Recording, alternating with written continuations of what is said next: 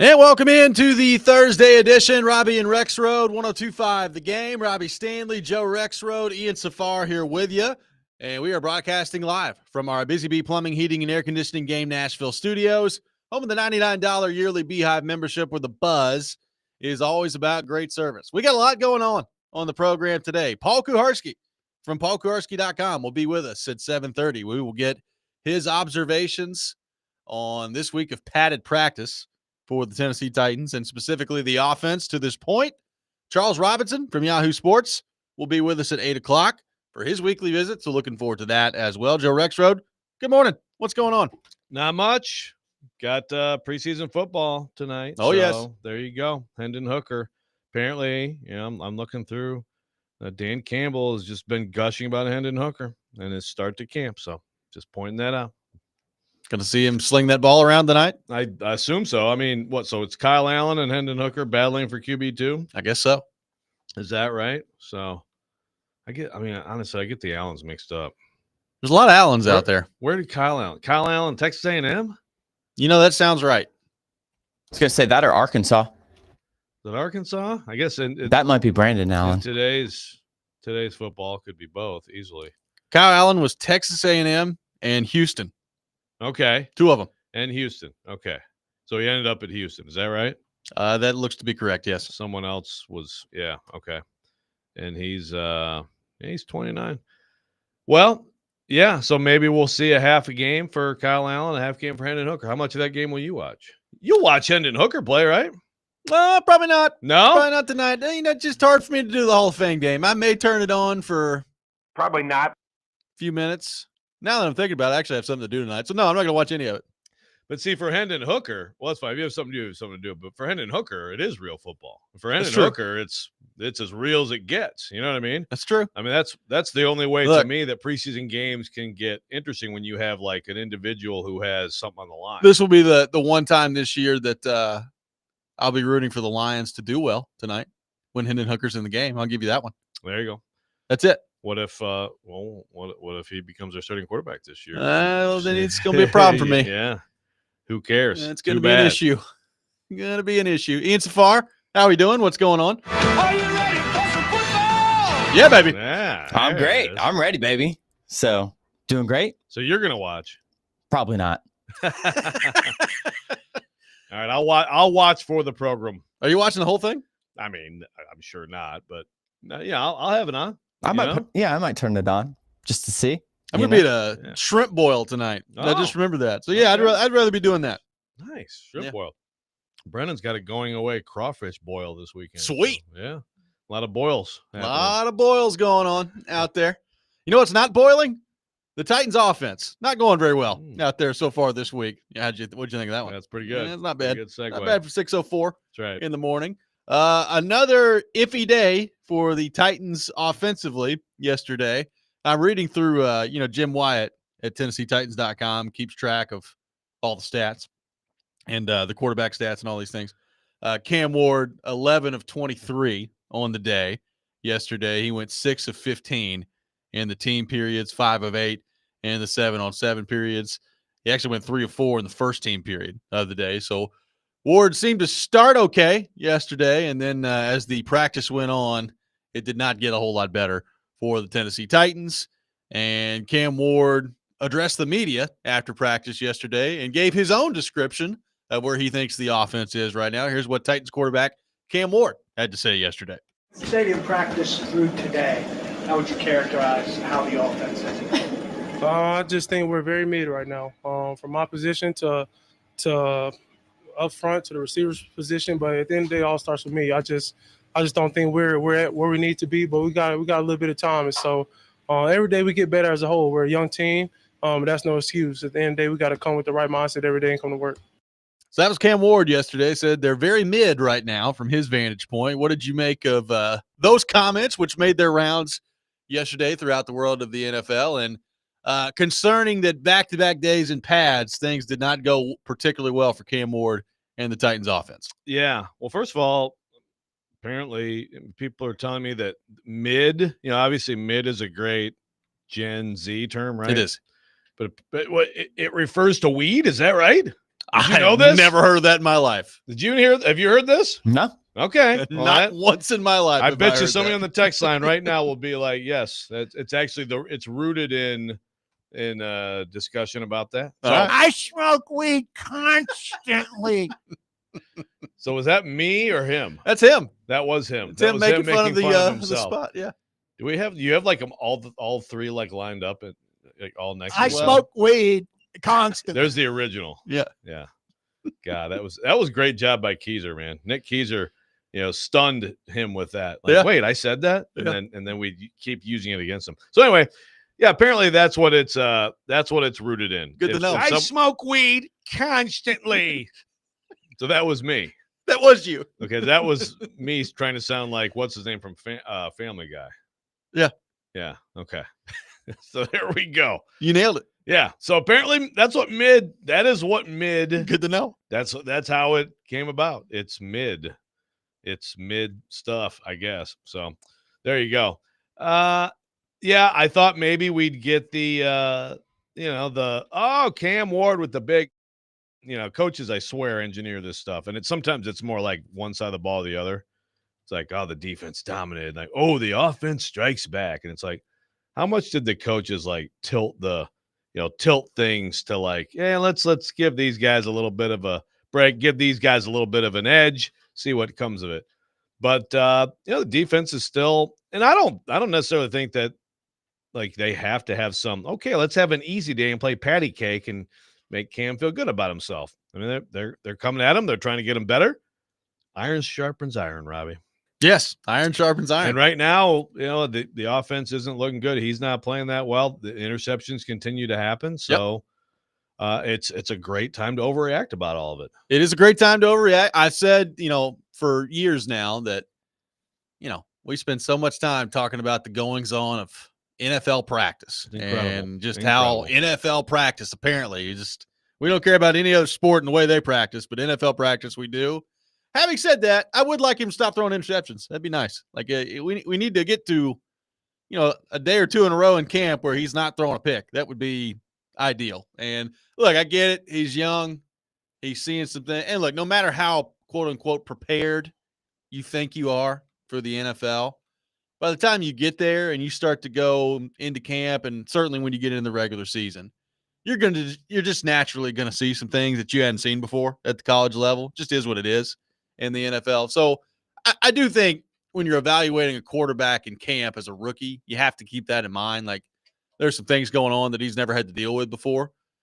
Now let's start to work through them, and you got to take care of the football. That's probably the one thing. There's a lot of things about training camp practices that frankly I don't care about, and I don't think really mean all that much when it comes to NFL regular season football. But I would like you, to maybe put a practice or two together in a row without turning the ball over at some point here pretty soon. Yeah, I think that would be good. One thing that like you said, we're gonna have Kuharski. One thing Kuharski pointed out, and what this definitely was the other day when I was out there, and we've seen it in college. He definitely loves to change those arm angles. And I feel like sometimes maybe he defaults to the sidearm thing a little too often. And again, it's just like anything else, college to NFL. It's like everybody's faster, everybody's stronger, everybody's better. Like the D, sometimes it feels like everybody's taller, but certainly they're better at matching hands and things like that. They're pros. This is what they do, is their job. And so I do wonder if maybe that is something. I don't think you ever take it away. Matthew Stafford's made a whole career out of changing those arm angles every once in a while, and sometimes it's exactly what you need to do. But I do wonder if maybe he might need to revisit that a little bit and do that a little bit less. I think that's some of the issue at times. Jared on YouTube in all capital letters. Denard is a mastermind, best defense in the league. There you you can go. view it that way if you want to. Maybe the defense is just way better than we thought. To be honest with you, when I hear about the offense struggling the way it has this week, Joe, my big fear is, oh boy, the offense is struggling, and it's not necessarily because the Titans have the 85 Bears walking around on defense out there. That's my concern. Yeah. I can see the defense being okay, but but it's hard for me to get to the defense being great. They don't even have their best corner out there, right? Yeah, I like I said yesterday, Jeff Simmons is a menace, and we'll see if that totally translates to the season. But he causes problems. The blitzes are all over the place. But like the one thing I will say is like the across the board defense ahead of offense at this time of year. That's a thing. Yeah. That's a thing. So that is worth. It's July 31st, and we haven't even hit August yet. It's July 31st, and we're sick of talking about practice. I know I am. But you're right. In this league, it's incredible the way things go. But look, that's the thing. There's going to be so much attention on the rookie, and I don't know. I feel like maybe I sense a little bit of frustration. Maybe there's a little bit of frustration with him. Maybe it's just the questioning of it. The media session, but seems to be a little bit flustered. Well, we're going to get into some of that coming up next. Some interesting responses that Cam Ward had yesterday in his media session. We will get into that. Paul Kuharski will be with us later in the program at 7:30. Charles Robinson at 8 o'clock, taking your thoughts throughout the show at 615-737-1025. You're listening to Robby and Rexrode, 1025 The Game.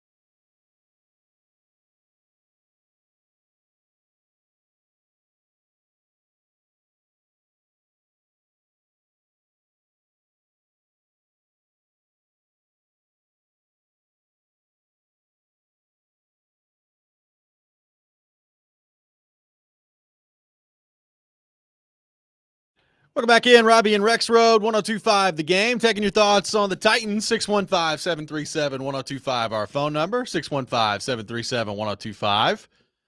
Cam Ward, maybe a little frustrated yesterday in his media session. I'm reading a piece at paulkuharski.com. We will have PK on the program later. And he was talking about, that we played the quote earlier about how he feels like things are pretty mid right now offensively. You give me a new connection to that I did not know about. Good Smoke them if you got it. People are agreeing, by the way, That's good on the to know. YouTube chat. That's what it means. I don't know. It's Kuharski brings up this point in an article. So I guess he's done this piece, this article in The Athletic that Cam Ward was quoted in, and he's talking about all sorts of different things and how the NFL, he was the first pick. He's blessed to be that, but there's a target on his back, and there's a target on everyone's back in this league, and he's trying to prove himself, all that stuff.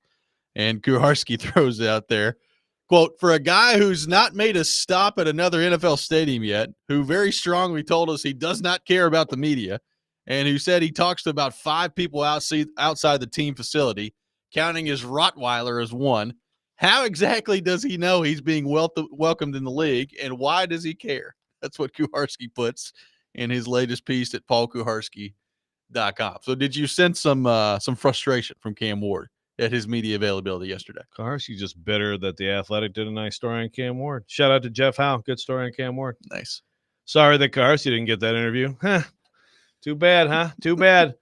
No, it's an interesting. It's some of these things. Players speak, Yes, there's a target on my back. I'm not being I don't know. How do you determine that if you're Cam Ward? How welcomed you, like how you were being welcomed into the league and played yet? Yeah, exactly.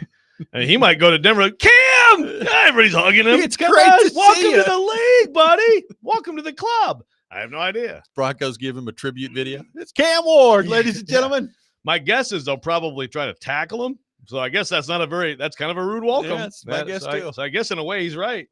These guys are going to play football against me, which means they're going to try to actually have collisions with my body. They probably aren't welcoming me. Those aren't hugs. I know. I mean, so some of it is, but it's also like if you're Kuharski, is that really going to bother you, man? You're a damn near 60-year-old man. Does this really bother you, Kuharski? We'll have to ask him later. Yeah, I get it. It's kind of funny. It's like I don't mess with the media, and then like, hey, here's another Cam Ward media thing, and right. here comes Cam Ward's documentary. 6-part documentary, yeah. Yeah. When is that coming up? I have no idea. Yeah, but that's also have to keep tuned into Tubi to find out. That's right, Tubi. Do we have Tubi? I have no idea. I think it's free. It is? I think. So, I don't think you have to pay for it. Is it an app? Yeah. Okay. Good to know. But it's also Kuharski knows how this works, right? It's like, this is largely, PR people will dictate stuff like this, and someone will make a request. I'm like, yeah, we can get you Cam for like 10 minutes. Debuts in September, by the way. Okay, good to know. So I don't know. It sounds like Kuharski's just sort of having a little bit of a tantrum. We'll ask him about that too. But yeah, I thought that Cam, he came up, his short answers got short a little bit. There was a short answer. Terry McCormick was trying to, again, sort of I don't think he liked the idea of bouncing back from the first day. Yeah. But like, sorry, you weren't good, and so it's not about bouncing back. Well, and then they didn't really bounce back to a satisfactory level yesterday. So some of those answers got a little bit short. Cam, get into this season, start playing football for real, start losing some games and playing poorly. Probably be some short pressers with him would be my guess. But I don't, again, it's what really matters here is he taking these, is he learning from these failures? Is the film registering after you go through the practice film? Are there corrections being made? We're going to find out that pretty soon they're going to be playing, the Bucs in these practices, and then it's going to get more intense. And it's guys who have no interest in him getting better; they just want to beat him. Yeah, exactly. I'm not. It's not a surprise to me that, given the way that practice went for the offense this week, that maybe he's a little frustrated when he got to the media session yesterday. That doesn't bother me. Again, we're talking about practice here, not to go Allen Iverson on everybody, but I think especially when you're dealing with a rookie quarterback, wherever your starting point is, how much progress can you make by the time week 1 comes around? And we're going to get into a different Cam Ward conversation a little bit later in the show, because I do think there is a scenario that's possible this year that would be extremely unpleasant for Titans fans, but it may be reality. And we'll get into that coming up a little bit later in the program. But, in the meantime, as you're kind of working through all this, and again, you're seeing things that you've not seen before. And right now you're turning the football over a lot, right? Like, he's turned the football over a lot. That's got to be frustrating because he's never really done that. We've talked about, he's had some throws and some plays at Miami where you watch him and you're like, man, I don't know that you can do that in the NFL, right? And we're going to find out. And he's probably going to do some of that in the regular season this year. But, I mean, he's thrown a lot of picks so far in camp, right? And I doubt very seriously he's ever gone through a stretch quite like that, where there are just some throws that clearly he's trying to make in practice that you just can't make at the NFL level, and he's figuring that out as it goes along here. Right. And again, it's different things. I mean, the other day there was, I think, but no one would ask Brian Callahan to give his analysis, so we don't know. But I think that Chig was at fault for one of them. I think there was one, I think it was a sidearm thing. And the sidearm thing, I mean, one of his picks, I think, has gone off Devondre Swift's helmet, I believe, in this, And one of them the other day was, it was just late. Just saw something downfield and late and put too much air under it, and the safety was able to cut in front and pick it off. So different kinds of picks. None of them certainly there have been the over the middle. Yeah. Getting baited by Cody Barton. I mean, hey, maybe that speaks well of Cody Barton. We'll see. And there's a lot of gushing about Cody Barton that's going on right now. Keep that in mind too. Now, that does seem like the classic. Then he'll play. I'm sure he'll be fine this year. Like right now, Cody Barton leading this team in tackles is probably a strong bet. Yeah, it's probably going to happen. Yeah. But I don't know that he's going to be a defensive player of the year candidate. And right now, Cam Ward and the offense are making him look like that. So, yeah, he's got to – you definitely want to see a reduction. You'd like to see like a clean sheet one day, not to use a soccer reference. And also, there continues to be conversation about low energy. Yeah. This continues to be a thing. I don't think you can completely ignore it. There seems to be a little bit of juice lacking. And so now Brian Callahan has added a padded practice to the schedule. So they are, which, I mean, we'll ask PK about this later, but yeah, I mean, it seems like maybe it's just a reaction to not liking what's going on out there. So you know what? You guys are going to have Friday off? No, let's have a padded practice Friday instead. That's how I read it. I don't know if that's the case. Let me tell you, if we're a week into training camp, and look, D-Mace talked about this the first day, right? The first day of camp. And he was talking about how, energy didn't seem great out there. And now you have multiple other people talking about how, maybe the energy level isn't exactly where you hope it to be right now. I'm not out there. I can't give you a firsthand account of what the energy level looks like. But if there's a problem a week into camp with a lack of energy, like I think, Joe, you run into that a few weeks into camp where you're like, oh, God, we've been doing this forever at this point, and there's no games, and there's, it's preseason. Half our veterans aren't even playing. Like maybe you run into like the dog days of camp. If that's a problem, and it's been a problem multiple times at this point in camp, that is not good. And that I don't know whose fault that is. I mean, everything kind of goes back to the head coach on that, right? But that is not what you want to see if you're a Titans fan. Yeah, I do think again, I said this already. I'm going to stick with, I think this can be a little bit overblown.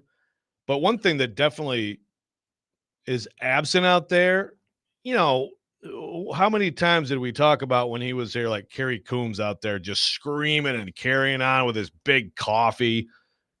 He filled a void. Vrabel's voice is a constant rah, rah, rah, F-bombs and sometimes funny stuff. And this is a quiet coaching staff. So again, I'm not sitting here telling people, oh, these guys are soft and it's a participation trophy, this, but they don't really have anyone who stands out in terms of like a really loud voice. And then you have the players also, I mean, talking is part of like how in practice I think seems more energetic. Yeah. Talking between plays. Like these guys are playing hard. They're now they're smashing into each other in pads. But like other than Jeff, I feel like there's also they need some other people to emerge who frankly they need some people to counteract him at times on the offensive side. So I think that's part of it. 615-737-1025, our phone number. We'll take more of your thoughts on the Titans on our text line driven by WilsonCountyHunted.com. Plus, another team that may be up a creek at the quarterback position that could directly affect the Titans. We'll get into that as well coming up next. Robby and Rexrode, 1025 The Game.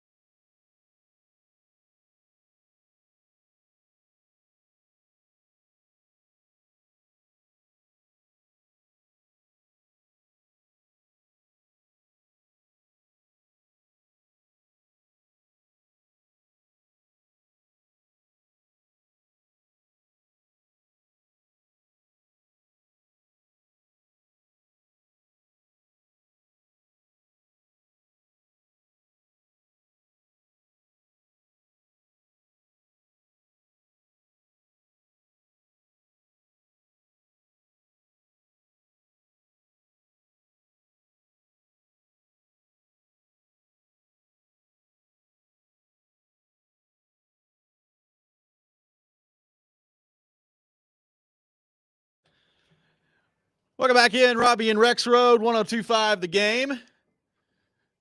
I got some tickets to give away to see Volbeat and Hailstorm coming up at First Bank Amphitheater on Saturday, this Saturday, August the 2nd, 2 days from now. Be caller number 2. Rapid fire, baby. 615-737-1025. Caller 2 will win 2 tickets to see Volbeat and Hailstorm at First Bank Amphitheater coming up on Saturday. Was that Volbeat? Yes, it was. Yeah, bro. They kind of sound like Franz Ferdinand. I'm a Franz Ferdinand fan. Well, maybe you're a Volbeat fan and you just don't know it yet. Maybe I am, and I didn't know it. So I have to check it out. Well, head on down there Saturday. Saw Franz Ferdinand at Bonnaroo 23. Did you? Oh, I was like right up in the front, man, jamming out. My daughter I was about to say, Caroline. was that when you took your not daughter my Caroline? My Not your daughter coworker? Caroline. She was looking at me like, "What's wrong with my dad?" It's like 1 p.m. What are you doing? You know, I'd kind of like Take to put me out. When they played Take Me Out, we were just absolutely just moshing. I think we really need like a live, like a camera crew. We need a video team to follow you to a concert because I want to see it. I've never seen it. I want to see it. agree. We don't do anything mid at the shows when I go to shows. Good to know. It's full bore. Yeah, that's right. Yeah. A lot of candor out there too. Nice. Oh, good stuff. Candor. Right now, apparently in the AFC South, Joe, the Titans, not the only people that are having maybe some quarterback issues at this point in camp. It apparently ain't going very well for Daniel Jones and Anthony Richardson up there in Indianapolis. There's an interesting story that has come out at The Athletic that our friend of the show, Zach Kiefer, has put together here. And it's going on about basically Chris Ballard discussing Anthony Richardson and the way that he was handled early in his career, and basically just admitting that they totally screwed it up in playing him as early as they did. You know, now it's interesting that they start talking about this after Jim Irsay's passed away. Well, Because what he's basically said and was blaming him. yeah, too. what he basically said was, didn't really want to play him, but Jim Irsay pushed for it at the time, and the pressure to play the kid when you draft that kid that high in the draft is real. So basically, Chris Ballard's like, yeah, it's Jim Irsay's fault that we played Anthony Richardson as early as he did, which, look, I guess I could take him at his word. I have no idea. I mean, that's the thing. I do believe him. And how many times have we talked about, how does Ballard not get fired? This is how. I guess that's how. Right? I mean, that kind of adds up.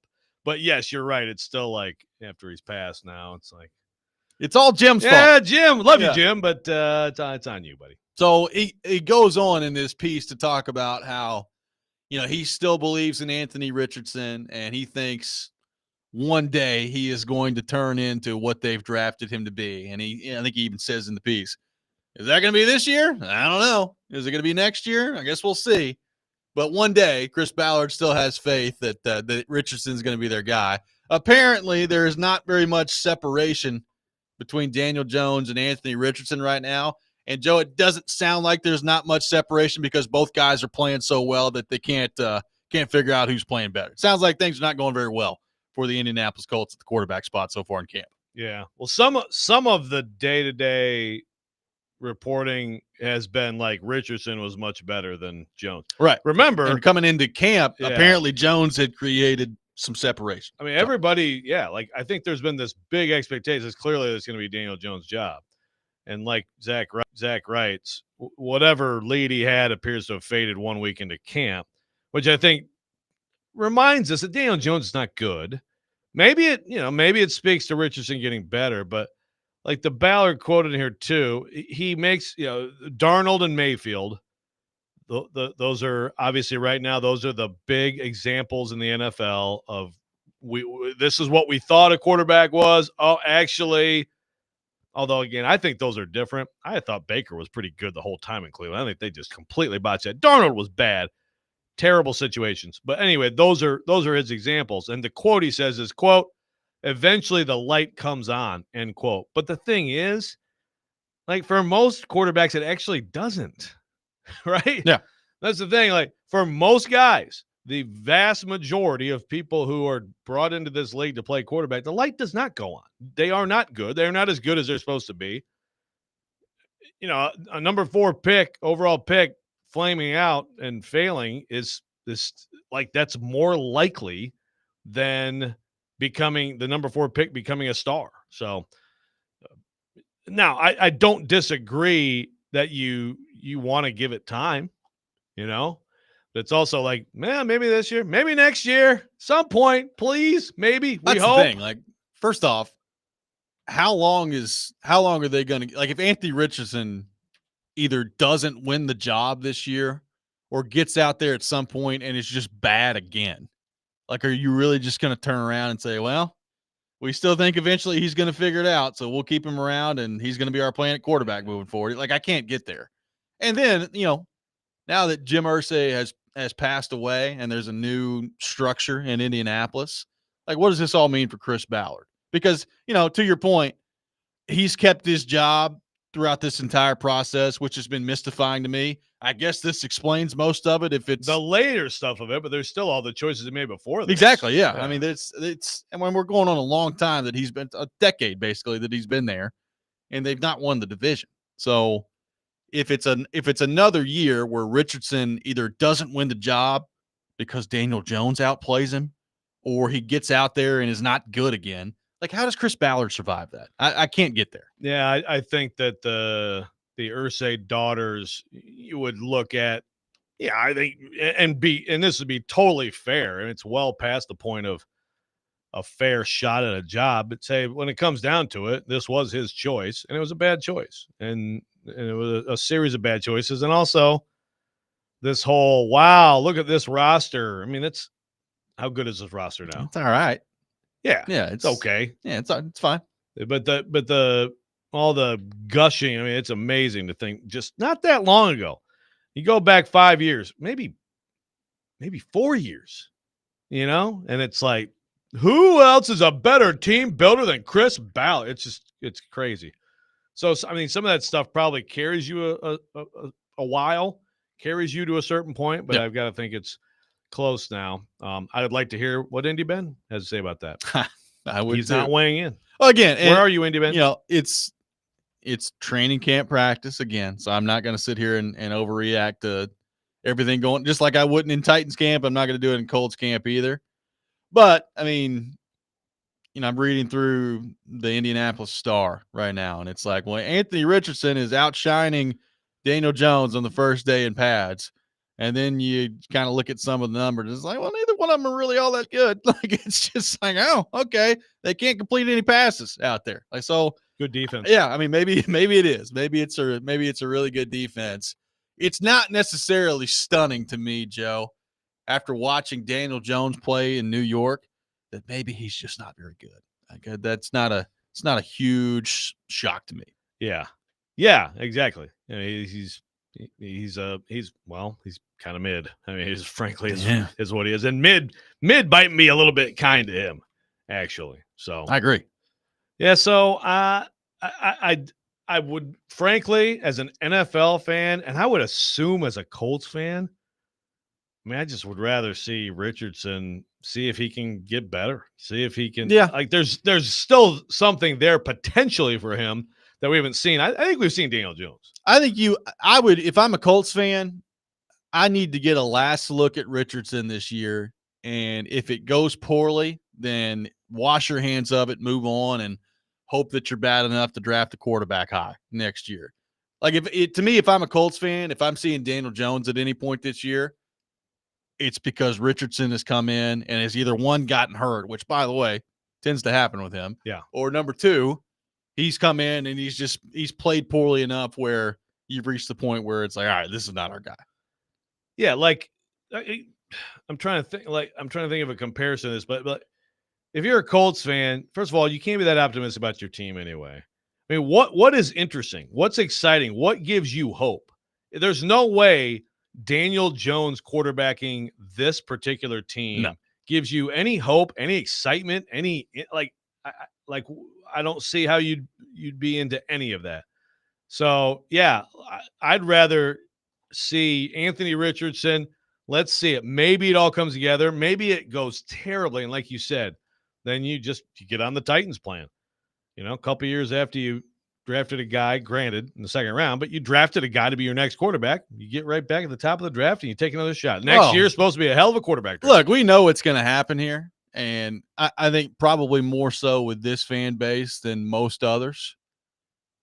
Look, if the Colts are bad early and they look on Saturdays and they look up and they see Arch Manning out there just leading Texas to a nice win on the road against Ohio State, or Texas marching their way to an Oh, SEC God. title, it's going to get loud immediately in Indianapolis of, please, for the love of God, suck so you can bring in Arch Manning next year. Yeah. And again, without having any idea if Arch Manning's going in the draft or how good he's going to be. But that's what's good. I mean, that's already the conversation in Indianapolis. I say it's going to be. People are already talking about that in Indianapolis. Yeah. Yeah, lots of fan base are talking about it, but that one, obviously, if you're Arch / Probably want no the part of that. Mannings, you probably want nothing to do with that, right? I It's would assume already hard enough to be compared to your uncles and your grandpa, but then for the same franchise as one of Yeah. them, nah. Now, I could, Jim Irsay, God rest his soul. I'm sure if he were still around, would be like, all right, let's get Arch in here. Come on. Oh yeah, He'd be all over it. But we'll see what happens. Arch They got a chance to be pretty bad this year. Like, frankly, the AFC South again, there are some things you can look at with each team and say, well, if Cam Ward plays really well, there could be a big jump for the Titans. If Richardson somehow figures it out in Indianapolis, maybe there's a big jump. Does the talent that Jacksonville has assembled with their new child general manager, like, does it all click? To be nothing more than him. I mean, how could you not play well after something like that? I mean, maybe there's a scenario where the AFC South is just really good. Joe, there's also a pretty realistic scenario to me where the AFC South yet again this year is just absolutely terrible. Yeah. That's probably where I would lean right now. Buns stacked up on top of each other. Yeah. A lot of buns. 615-737-1025, our phone number. We'll have the best and worst things in sports. Coming up next, we'll take your best things, your worst things on our text line, driven by WilsonCountyHyundai.com. Robby and Rexrode, 1025 The Game.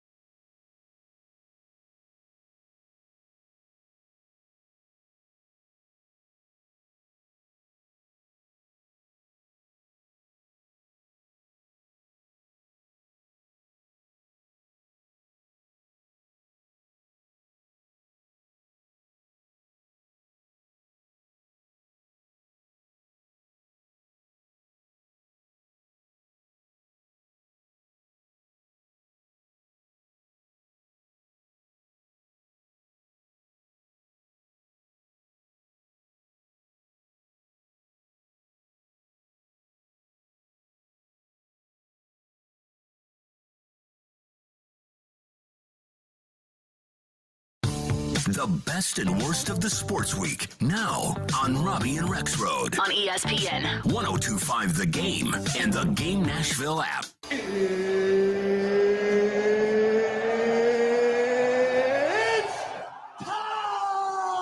This is the worst. You look like you're feeling sorry for yourself. I don't even miracles yet. Unbelievable. He's one of one. He is him. This is a Coke bottle. It's not a crystal ball. When I woke up this morning, I was feeling pretty dangerous. Okay, let's go. It is that time of the week. Time for the best and worst things in sports. We'll take your best things, your worst things on our text line, driven by WilsonCountyHyundai.com. Joe Rexrode, kick us off with your best and worst things in the world of sports. Now all of a sudden I'm having a panic. Like, do you remember what my best and worst was last week, Ian? Yes, I do. I think you did a double combo. Yeah, of what? Camp? Yeah, you're right. Okay. Because I'm doing a double combo today. I'm like, yeah, in theory, I could have done this last week. But I wanted to, I'm glad I can do this while Robbie's here. So my best is that that it looks like the entire world, the entire college football world, is pointing and laughing at the Big Ten and their absolute clown show. Like the absolute clown show idea and the explanation of it, which is like, we want to earn it on the field. So that's the best. The worst is that the Big Ten is such a freaking clown show that they're saying, we want to earn it on the field.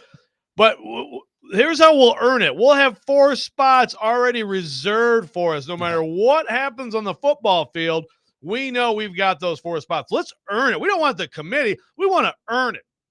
I mean, it really is some of the most extreme, not just gaslighting, but then for all these coaches to fall in step, and for Ryan Day to sit there and say, yeah, we probably won't play these games if we don't get our way with the playoff system.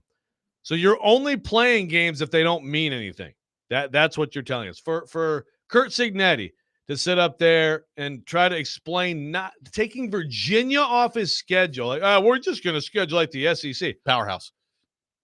Good luck with that, Kurt. Last year, you got in over Alabama. You were 11-1. You got some schedule breaks. Good luck with that philosophy moving forward, ever getting the playoff again. I'm with you. It's pretty amazing. I'm a Big Ten. I hate the Big Ten now. They made me hate them. Ian, so far, your best and worst things in the world of sports. I could also kind of do a double. I've been talking it up, but preseason. Yeah.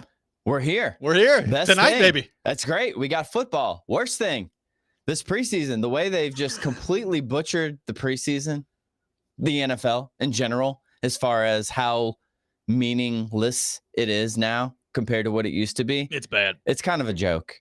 The whole, making people pay, going to the games, they just need to axe the preseason. Just completely get rid of it.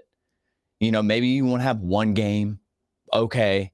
Just for like a quick, logistical run for your stadium, or something like that for the team.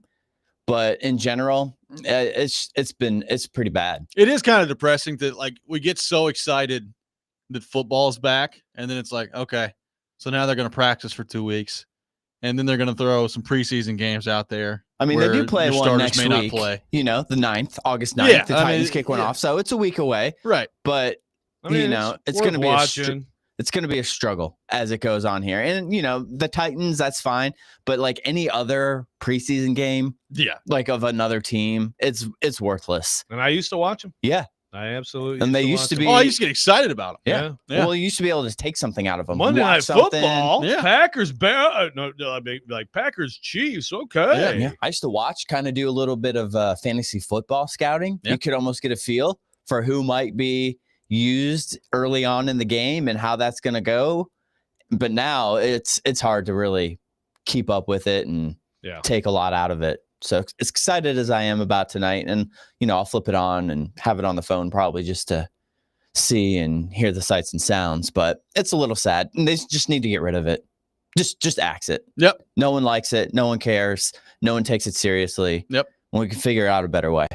My best thing in sports, anytime there's a trade deadline day and it's not the NFL, it's a good day. And today's deadline day in Major League Baseball, baby. We actually see some things happen in Major League Baseball.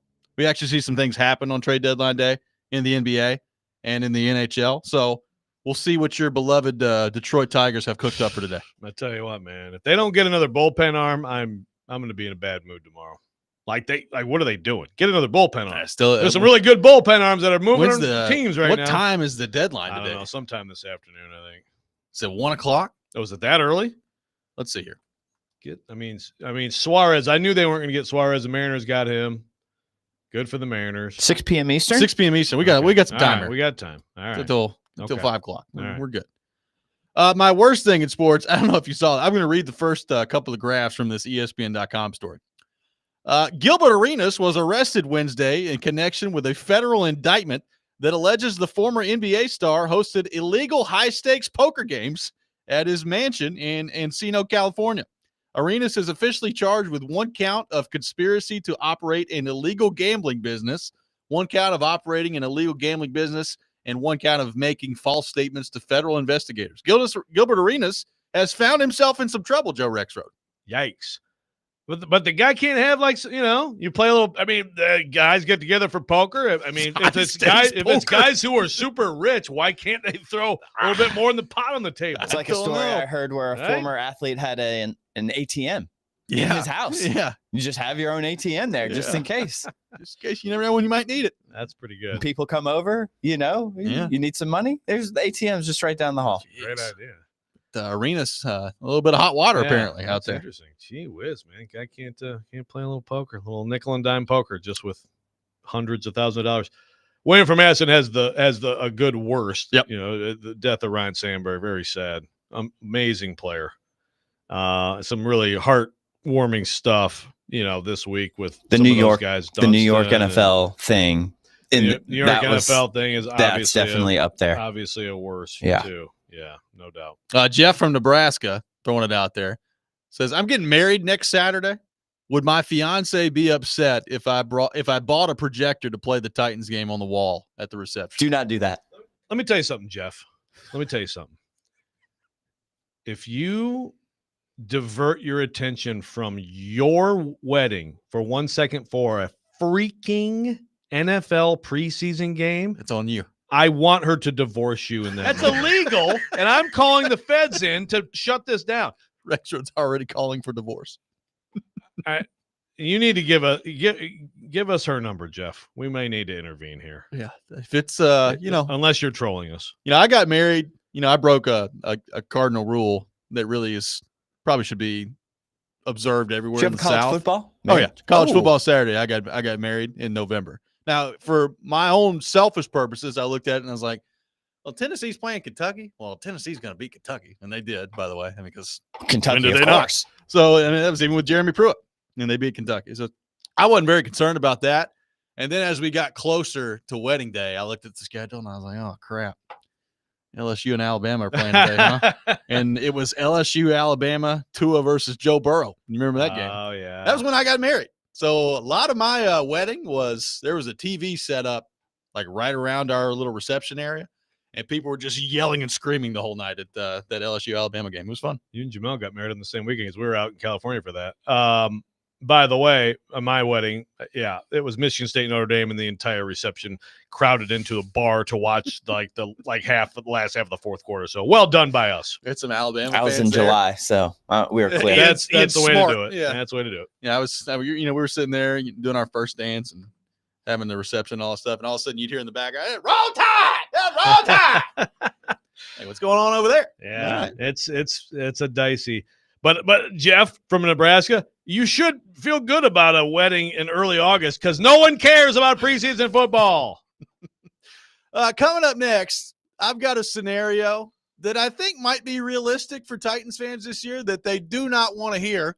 And if it goes down this way, I wonder how Titans fans will respond to it. We'll get into that coming up next. Robby and Rexrode, 102.5 The Game.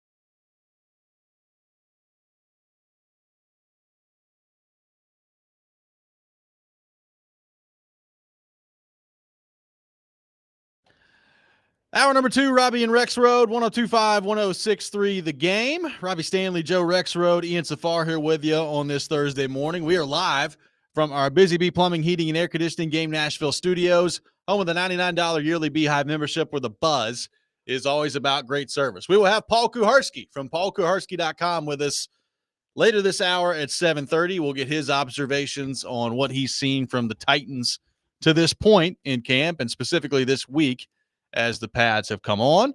Charles Robinson from Yahoo Sports will be with us at 8 o'clock, getting into all things NFL. Rexrode shaking his head over there.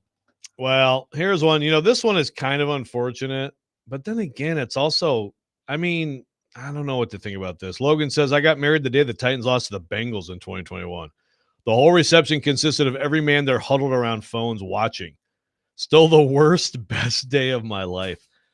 On the one hand, it's not like for sure, like when you schedule that wedding date, obviously you don't know what's going to happen. You don't know for sure. It's a playoff. Of course, it is a January wedding too, which, I know some people like that. Yeah. Some people like that stuff. I personally wouldn't want a wedding in January. I guess around here you could be fine. Yeah. But that's a toughie, man. That is a toughie. That's a toughie, especially it's like there were some people who were pissed off at your wedding. There were some people who were in a bad mood. Hopefully, Now, granted, it's hard to predict because, number one, you don't know your team's going to be in the playoffs when you schedule the wedding. Now, number two, that year, the Titans were we knew the Titans were going to be in the playoffs, but yeah. But number two, it's divisional weekend, and you could be playing on the Saturday or the Sunday, and you don't know which one. Yeah, so. yeah. It's hard. There's some grace. It's hard to blame Logan, I guess. That's tough break though. It is tough. I hope the marriage is going well, Logan. That's what matters. That really is.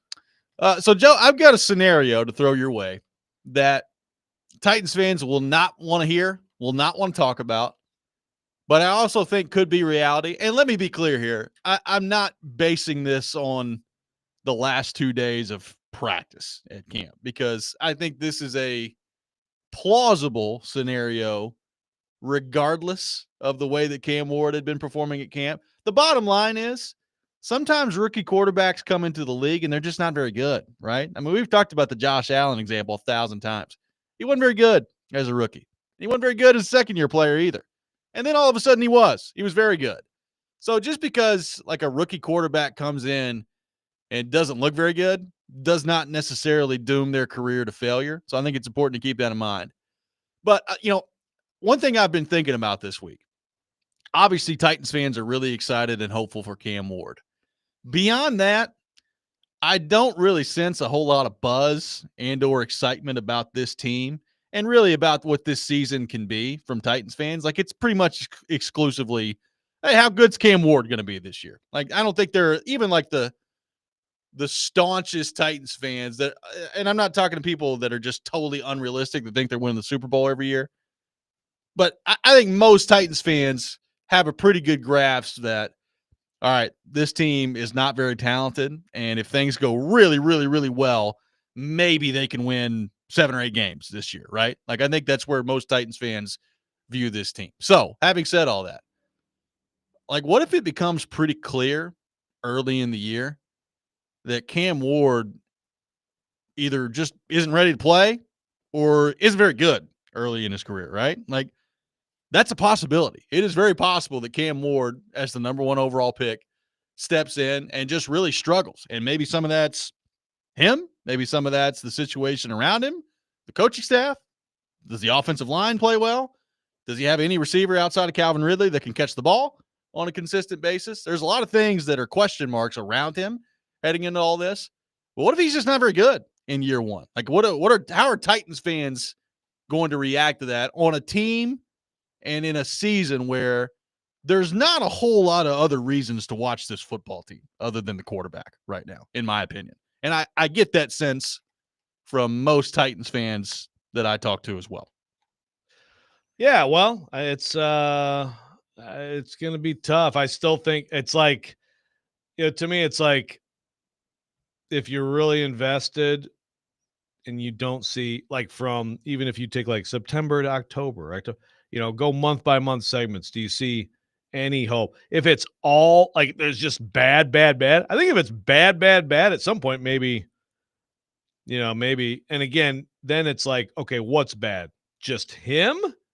Or like it's like the whole offense is dysfunctional. Yeah. And we're gonna in that thing like with Levis last year, it's like, well, how can you really blame the guy? I think you can, but I agree that he had bad.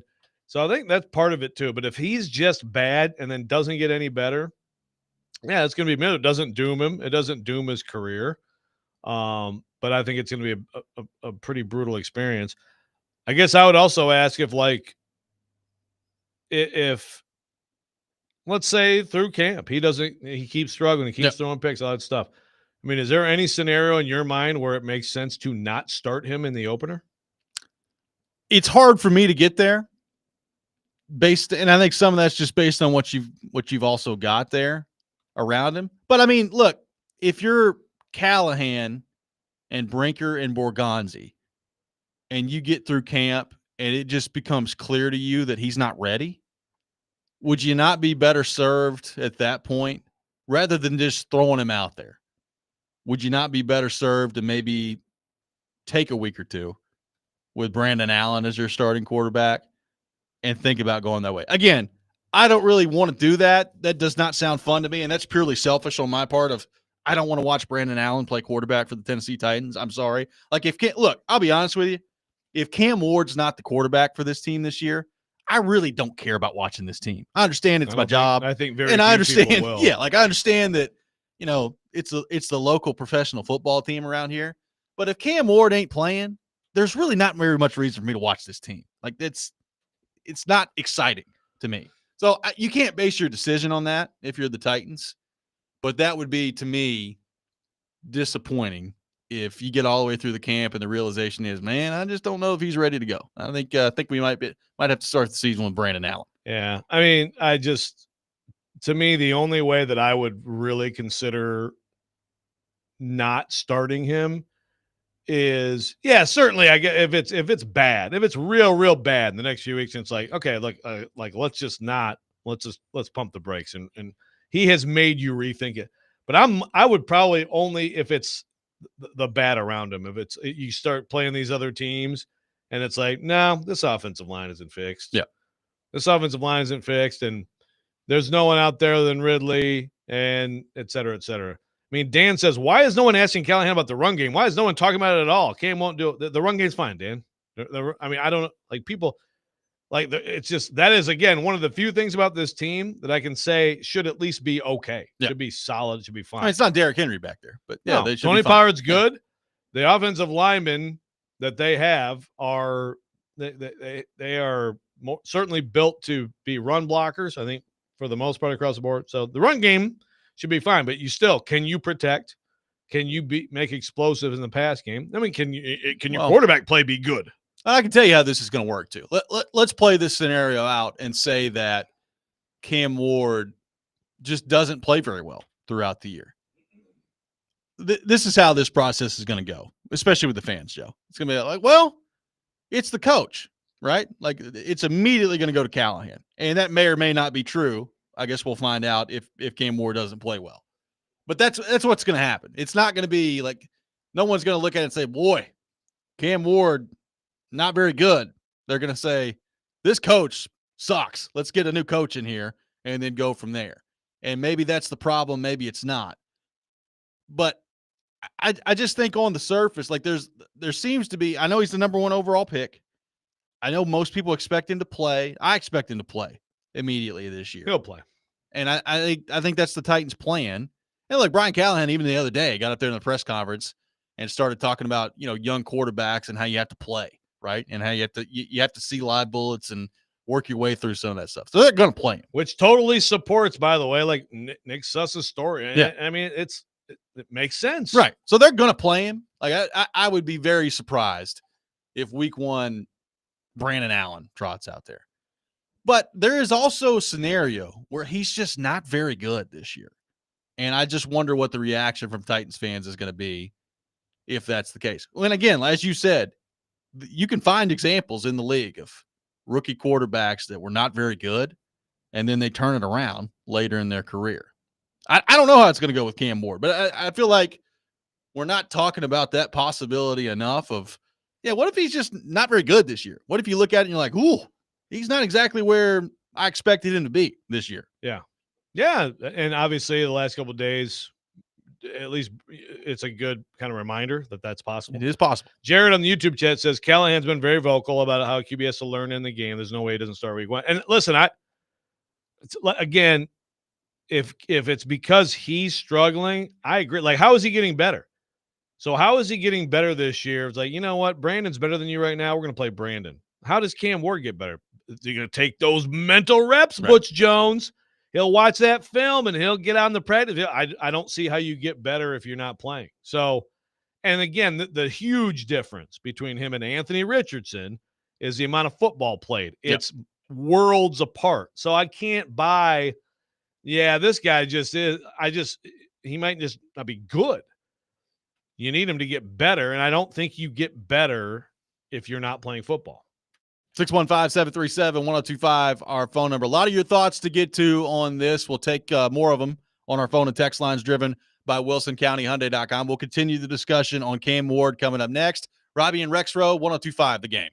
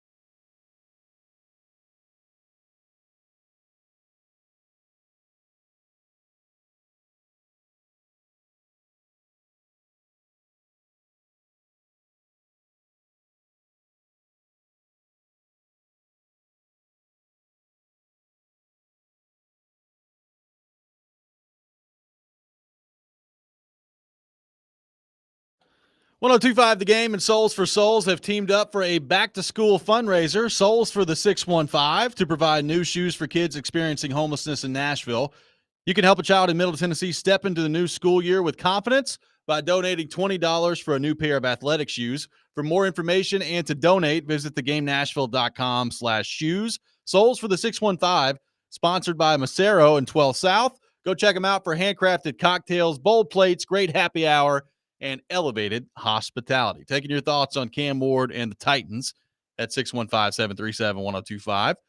Paul Kuharski will be with us here in just a few minutes at 7:30. So looking forward to that conversation with him. Charles Robinson coming up at 8 o'clock. Let's head to our 1025 The Game phone line, driven by WilsonCountyHyundai.com. Welcome in Mark in Nashville to the program. Mark, good morning, buddy. How we doing? Yeah, what's up, Robby? Your friend, Mark, from Nashville. That's him. That's him. That's me, Rob. There he is. What's up? How you doing, Joe? Good, man. How you doing, Mark? Hey, you won your debate yesterday, man. I didn't get to listen to it. Yeah, I actually couldn't do it. So hopefully Jared won against himself. I don't know. I didn't hear it. Oh, okay. Sometimes he does. Okay. Yeah, we're gonna have to get back. We're gonna have to get back on that, Joe. I'm gonna have to get you motivated, man. I need to see you reel off several of them. Just dominate still, man. That's all I want to see. But hey, Tennessee Titan fans, relax with Cam.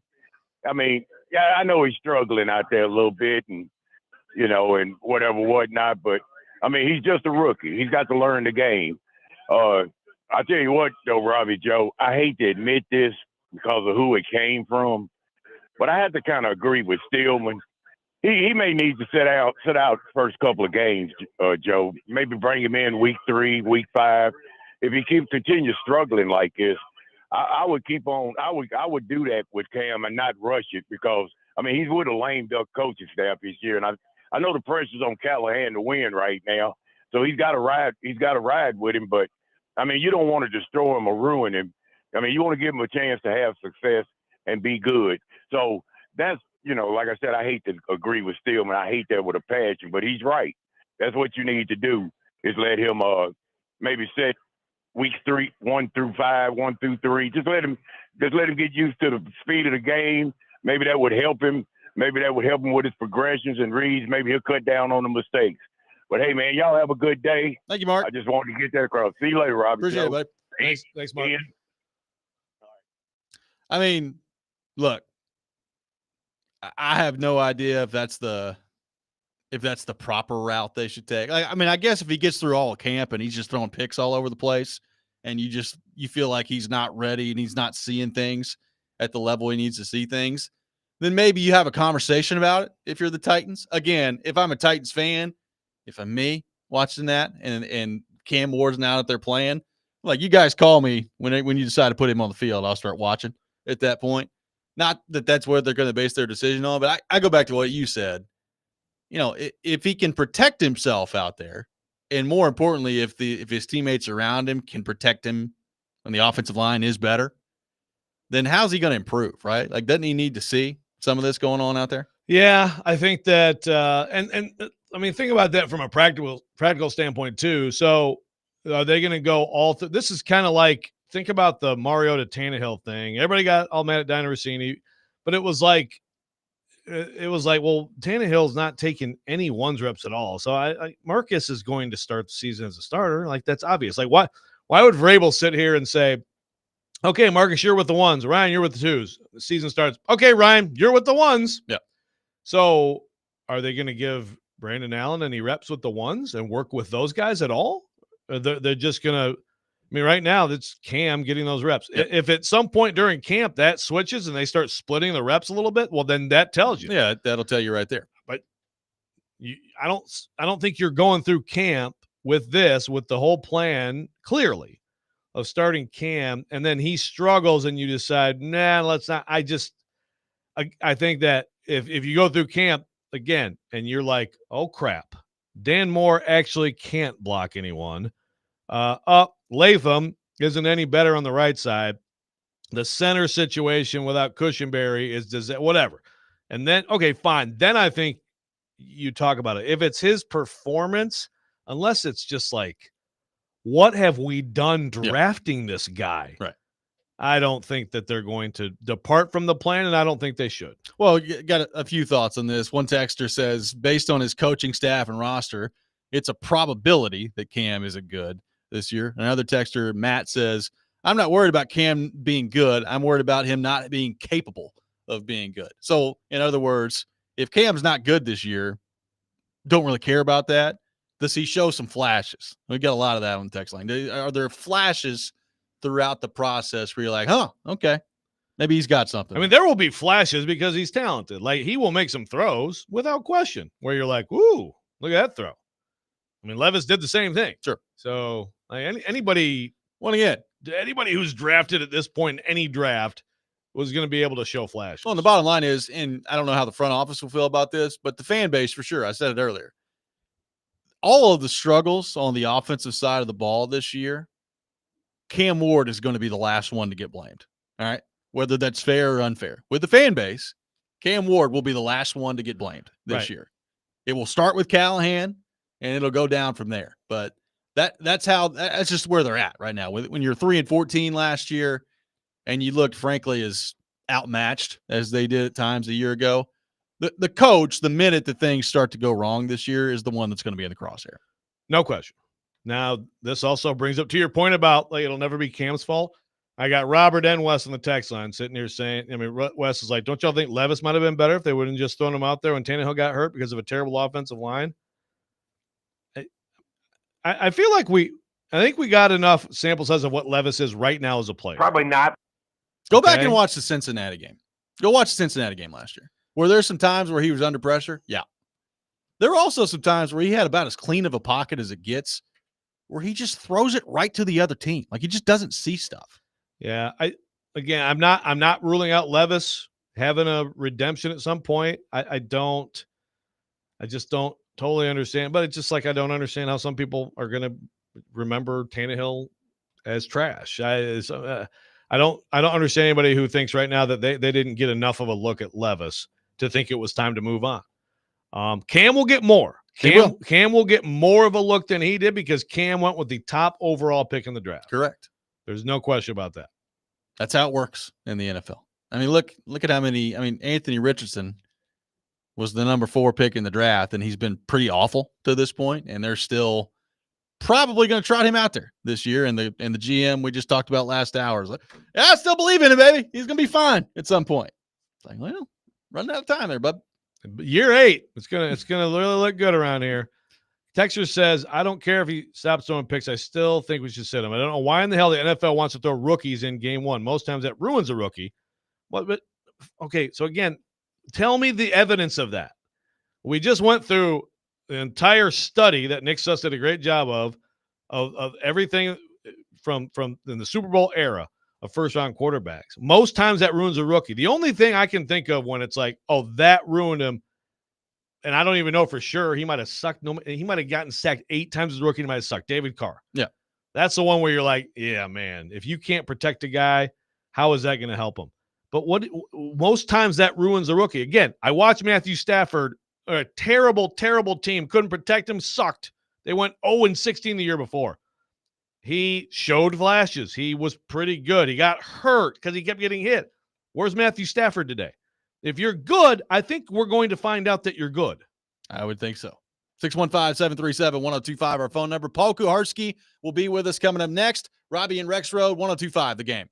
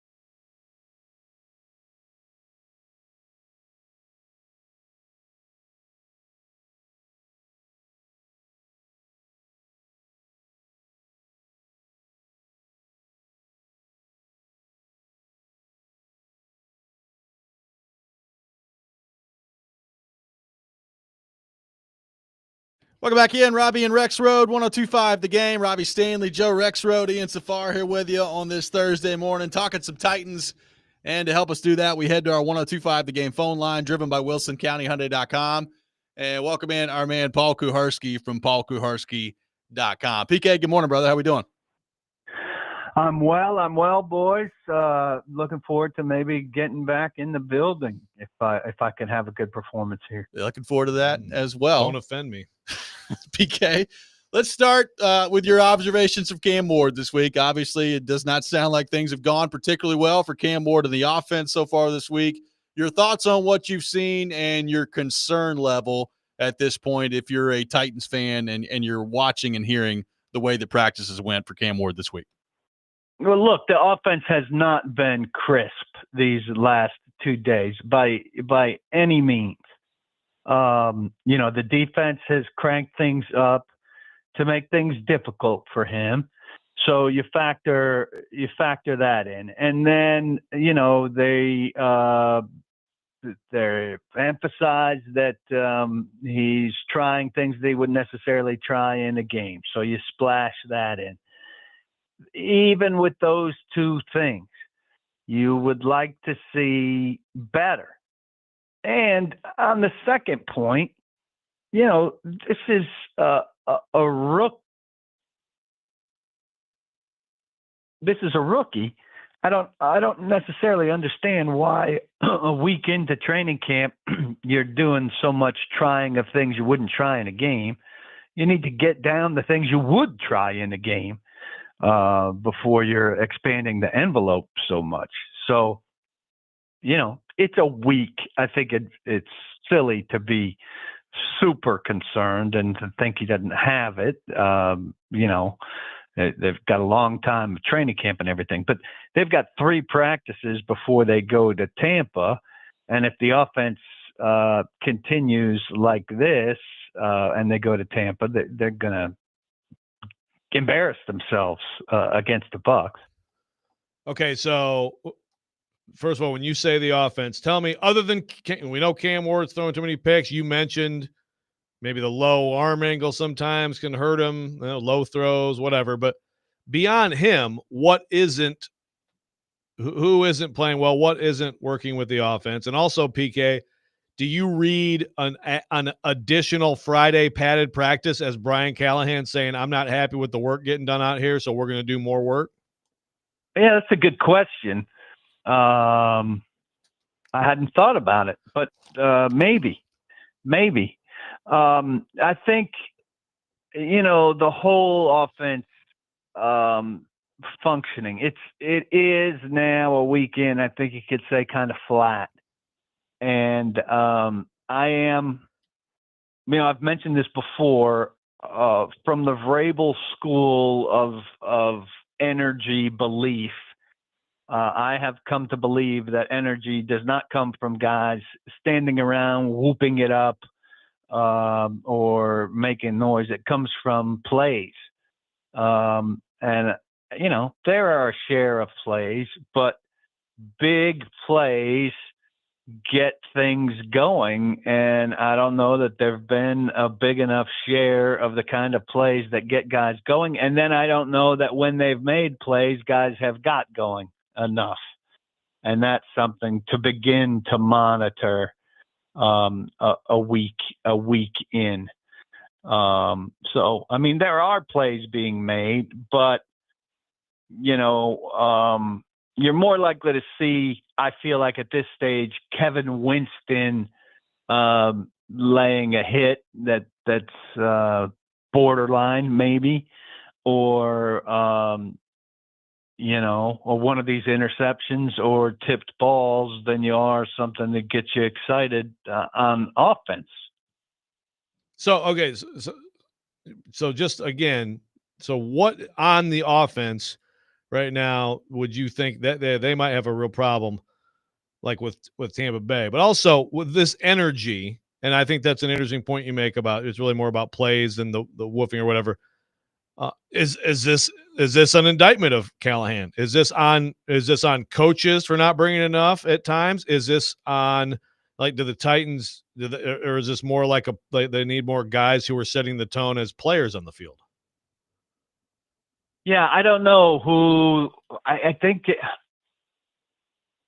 I mean, this is the first time I'm kind of thinking this through, and so I think it's Cam related, right? I mean, it starts with Cam, who's the tone setter on offense. It's hard for it to be a guy that doesn't have the ball in his hands, and right now in these 2 practices, which is what 2/5 of what they've done. It's been hard for things to get going. Now, you know, when Chig doesn't run the right route and there's an interception as a result of that, it goes down on the stat sheet as a Cam Ward issue, and it's not. But because he's not playing particularly well around that, it's easy for that to kind of impact the bottom line. And then the other thing was, guys, that he, Glennon and I, when we were kind of going over to the podium where he was going to talk after, said, well, this is a test of, how he reacts to negative stuff. Is he going to be defensive? And when it was done, we looked at each other and said, how's that score on the defensive meter? Pretty high. Yeah. Pretty high. So, PK, I want to get your thoughts on Jeffrey Simmons. Rexrode put him as an all-pro yesterday based on some of the body changes that he made. Give him the gold jacket. How much of a difference have you noticed in Jeffrey Simmons and his movement and the way that he looks out there? He's been really good. But, I mean, he's I'm not dismissing it, but he's usually pretty good in camp, really good in camp. He's supposed to be really good in camp, given his stature. I wonder if something's not a brewing, because that young, I don't know if he was an up-and-comer. Simmons made him an up-and-comer when he let him negotiate his last contract, is out. An athlete's first. Yep. Todd France, a giant in the industry, is in. That was announced yesterday. And Simmons is in his last year of big money. And you don't change agents for no reason. So something could be beginning to brew there. Now, he hasn't done or said anything that indicates it, but if you look at the numbers, that's a guy that's going to want more guaranteed money sooner than later.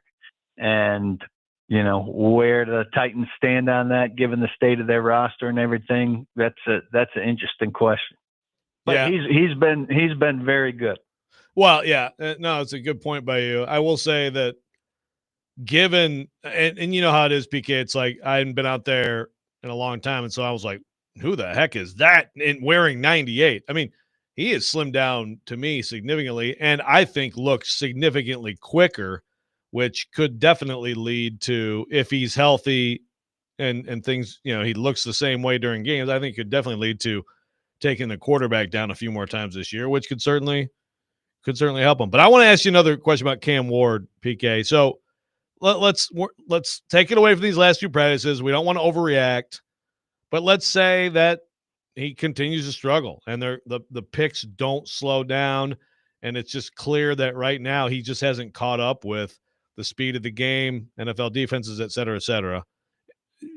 Do you think there's a scenario where, like, Callahan, the coaches could reconsider and be like, you know what, maybe it's just not right to start this guy at Denver in week 1. Maybe you can start with Brandon Allen and then transition to Cam whenever it makes sense. Do you think that's possible? No. I think it would have been more. That wasn't even a word. It's like, no. I think it would have been more possible if Will Levis was around. I mean, I think if it's the right thing to do, because they think that Cam is not ready, you've got to do it. But Brandon Allen, God, I mean, Brandon Allen against just Denver make noises. Is just going to be so bad. So bad. I mean, they don't have. I was talking to somebody yesterday about this idea that they're basically tanking if Cam's down, right?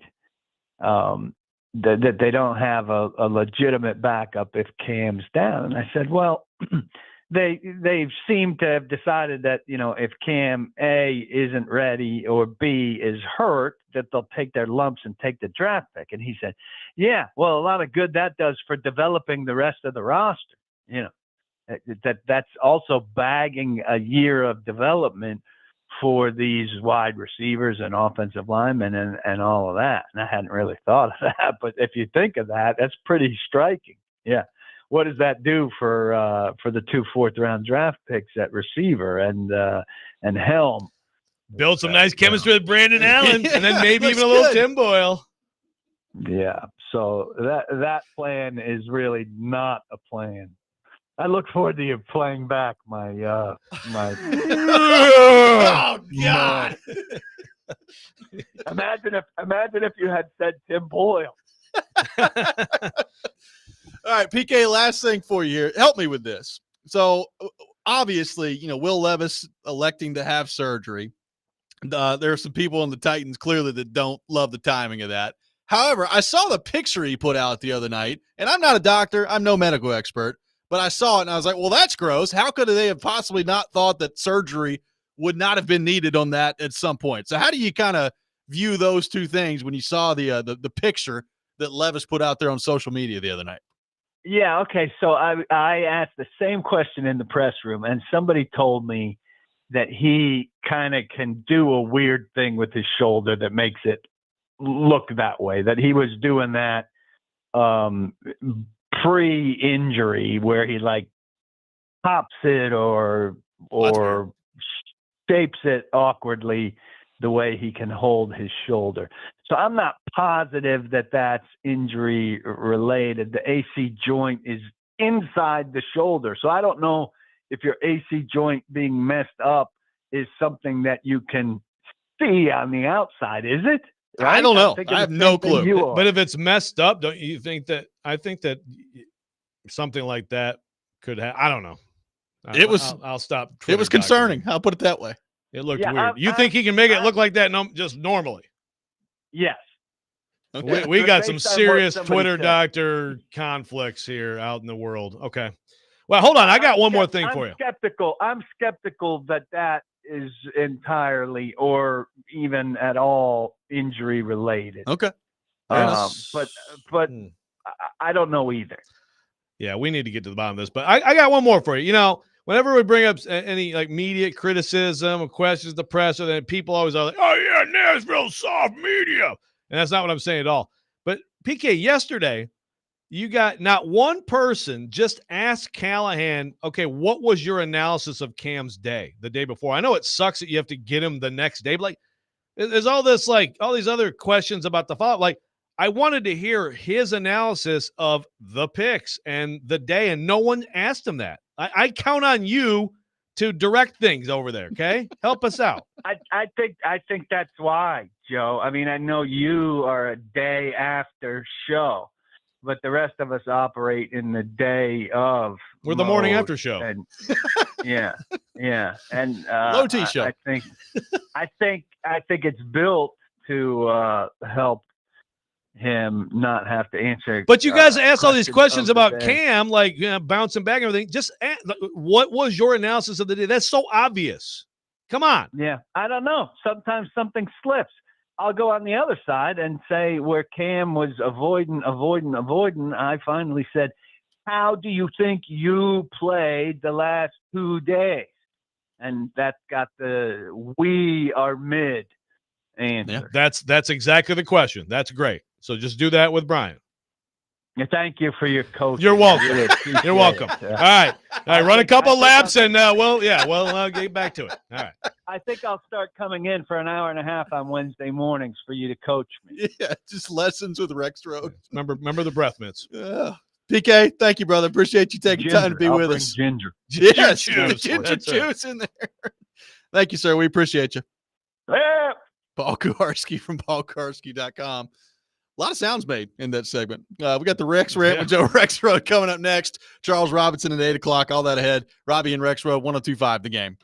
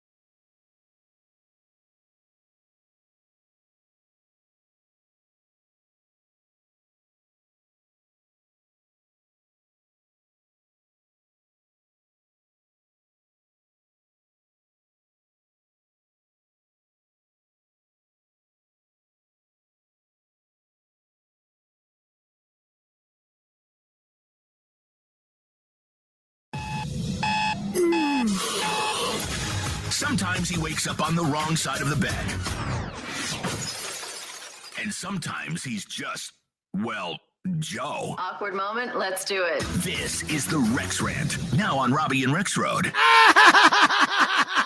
That mayonnaise, that's your guy. Ha ha! Are the Titans low T? Can you believe this? Doug Flutie and Frank Thomas. You guys look great.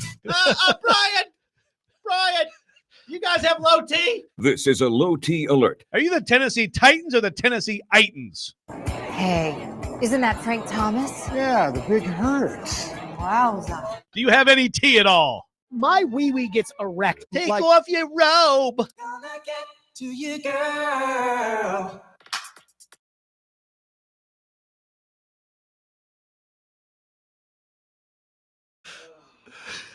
I don't even know if I could speak. God. Like, was that not an FCC violation? Joe, floor is yours. I can't do it right now. He actually said those words. and I guarantee you the rest of the sentence was like, watching Joe Burrow complete a 9-yard out pattern. Like, what? It's too early for this. We all need maybe step back and, stop touching ourselves. Seriously. All right. I'm pivoting. Low T. Yep. I'm pivoting because I was going to – I'll save the rant I was going to do. It's a worthwhile rant. I mean, it has to do with a former employer and a practice that they have started engaging in. It really bothers me. We can push that off to another day. I mean, I got one. Actually, I remembered, Robby, the one I got, Bryce Harper. And I mean, this guy, he deserves a rant too. But I think we need to keep going here with PK's little Archie, he makes his shoulder do weird things. Oh my God. Is it Gumby? I mean, what? So someone sent us, I really think that he's wrong. I have no idea. So Trevor sent us, I mean, again, this is like it's an AI Google. medical thing, but I think it's right. It says, yes, an AC joint injury can make the shoulder appear deformed, especially in more severe cases. This is often due to the separation of the acromyoclavicular AC joint. I mean, I've never knew that's what the full word is for an AC joint. Sure, yeah. I know I didn't ski a tig of that, but I bet you I butchered it pretty good. But the AC joint, I'm going to continue reading, where the collarbone and shoulder blade meet, leading to a visible bump or bulge at the top of the shoulder, end quote. I don't think that Levis was just doing a party trick there. I have no idea. I could be wrong, but I don't think – I want to know who in the media room told PK this. You're now citing the media room as a source. Is Andrew? I don't Is know. it Andrew? Who in the media room is like, no. Levis he can just do that stuff with his shoulder. I can't. Come on, I can't buy that. I think that I'm not going to go all the other way. Like I know for sure that that it's this. That was way more severe, and it's amazing. He could have even thrown it. Obviously, he was throwing a football. He's throwing a football just fine. You cannot tell me that what Will Levis showed on that picture where he said, I can't wait to get rid of this little guy or whatever he said, was just like something he can do at any point in his life. Well, there's no way. If it is, and it has nothing to do with the injury, then why is he making a post that says, last night with this little guy right here? Right. It's kind of weird. Is he just trying to smooth things over from deciding to have surgery right before training camp starts? I have no idea. Yeah. That's the thing. I mean, if it really is something he's always just been able to do, like at school, some kids do like the armpit farts, and Levis is over here like, hey, look at my shoulder. Just like protrudes out of his shirt. Oh my God. Put him in the talent show. It's like, holy crap, he can do that. Wow. Maybe they should have held on to him as quarterback. Yeah, right? Yeah. He's like it's almost like creating a third arm for yourself.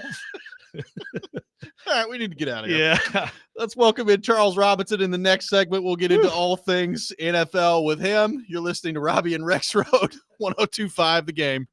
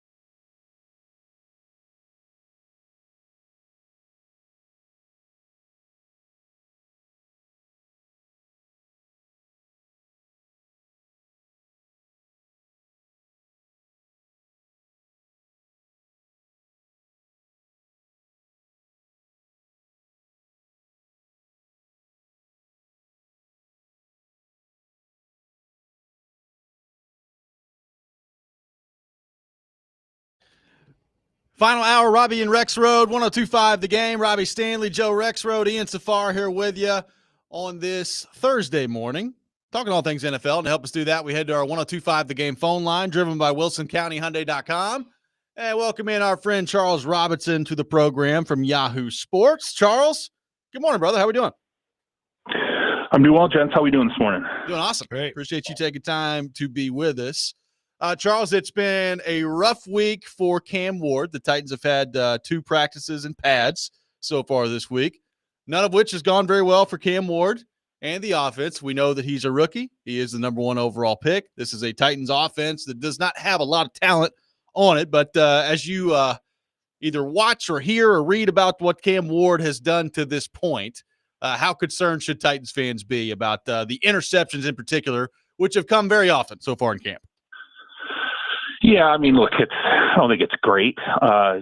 Anytime a guy's thrown practice interception, particularly after the pads come on, but not entirely unexpected. I think as a rookie, it happens. I've seen guys go through, spates of this before, and it always obviously raises the question of, is he ready? Are they rushing him? Are they pushing him? Where is this going? And, I think that's what the staff's got to figure out now is this a just speed of the game issue where it's going to take some time for things to slow down for him? Is it too much of is it like an information overload issue? Like, is he thinking too much? The whole processing for him is it's becoming a liability where he's out there not really acting. He's just going through a mental checklist, from one play to the next. And that's leading to these turnovers. It's, this is just part of sometimes the process. Now, I'm not going to lie. I'm not going to say that, hey, there's never any worry here.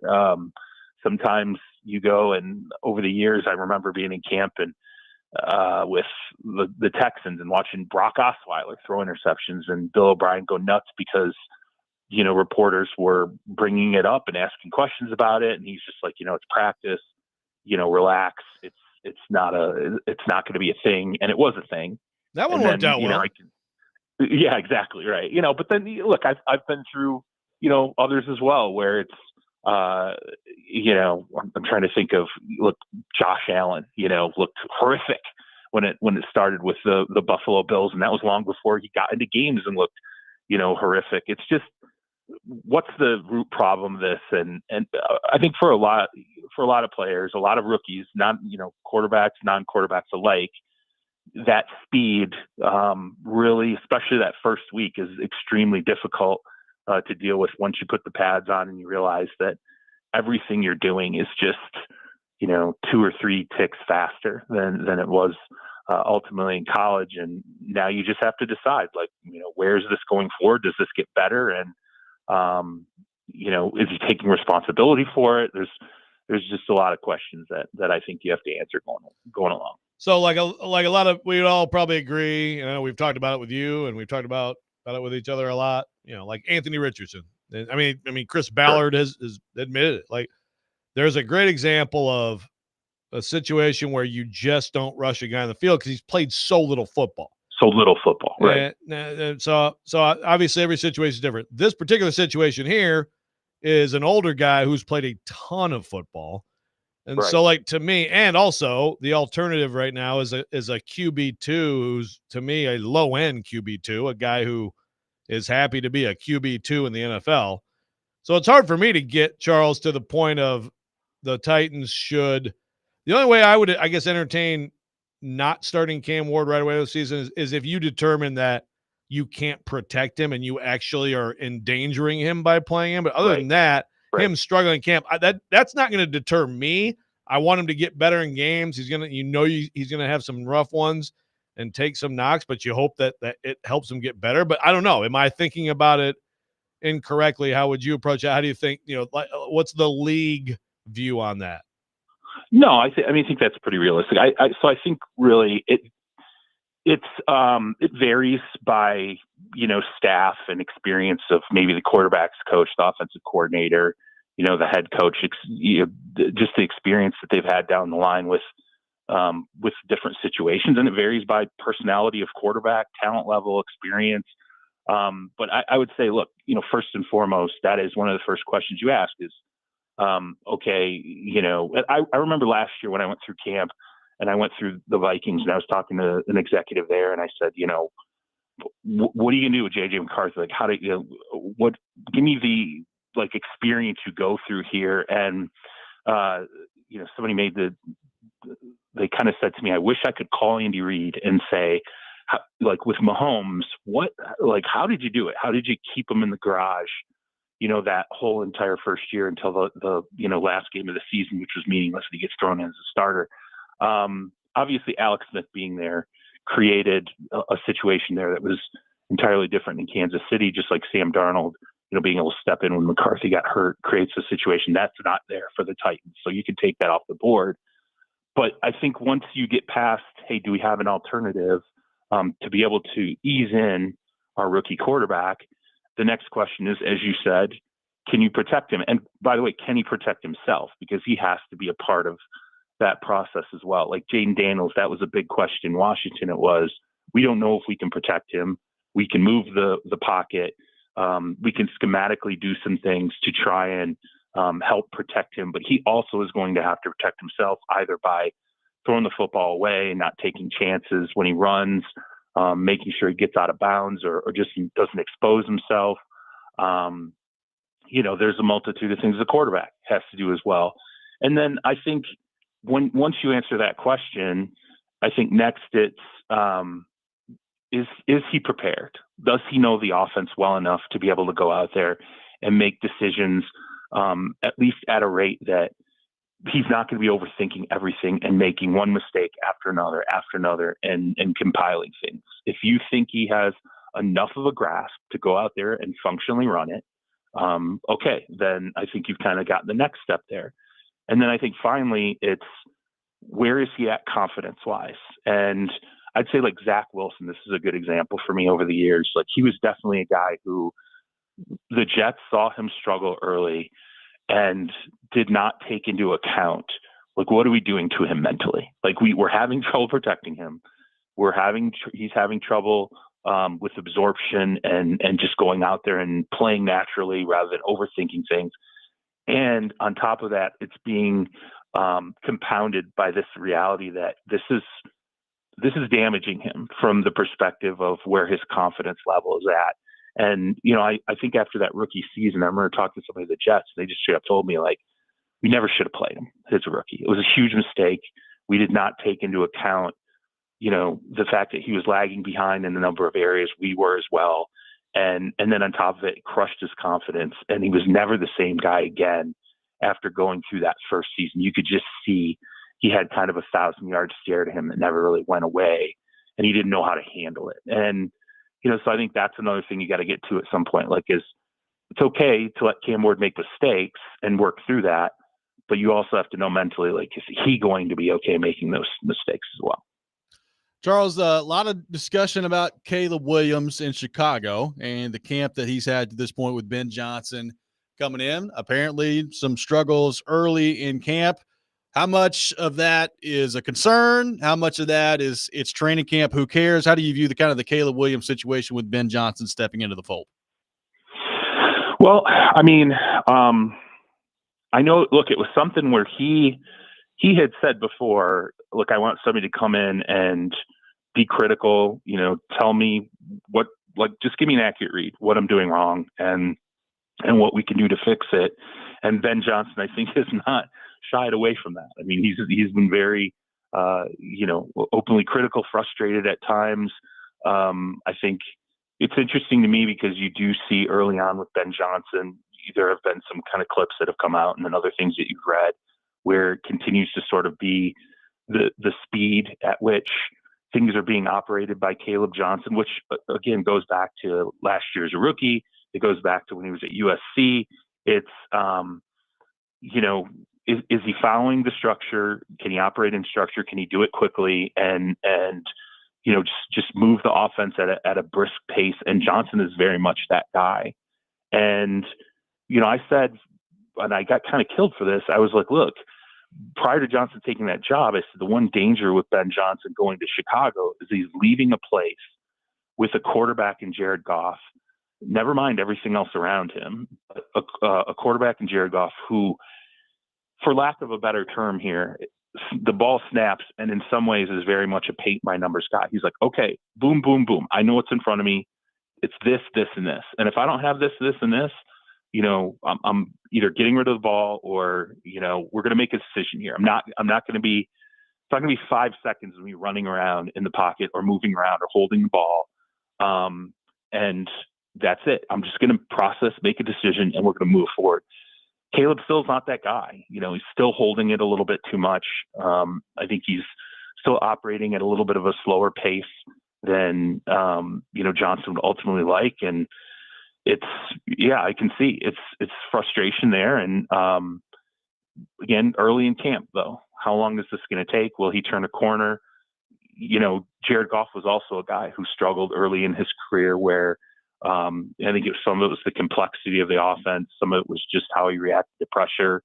You know, it's not like he came out as ultimately a finished product, but it's hard for a coach like Ben Johnson to go from, you know, a veteran who's, you know, at 30 years old, been operating, you know, an offense very consistently for a while now and able to make a decision very quickly. Plus he had an offensive line, plus he had the skill position pieces around him. And, you know, Ben Johnson's still trying to find chemistry there. So, I don't want to say it's not a similar situation to Cam Ward because at this point, Caleb's really got to know, I think more than he has to have a year banked. And in some ways it feels like this is a fresh situation because of the coaching change. And by the way, I think I brought that up in the past about this Brian Callahan, you know, fans kind of being like, well, you know, get Callahan out of here. And like, if you were going to do it, you needed to do it before you drafted Cam Ward, because I think Ben Johnson showcases a little bit.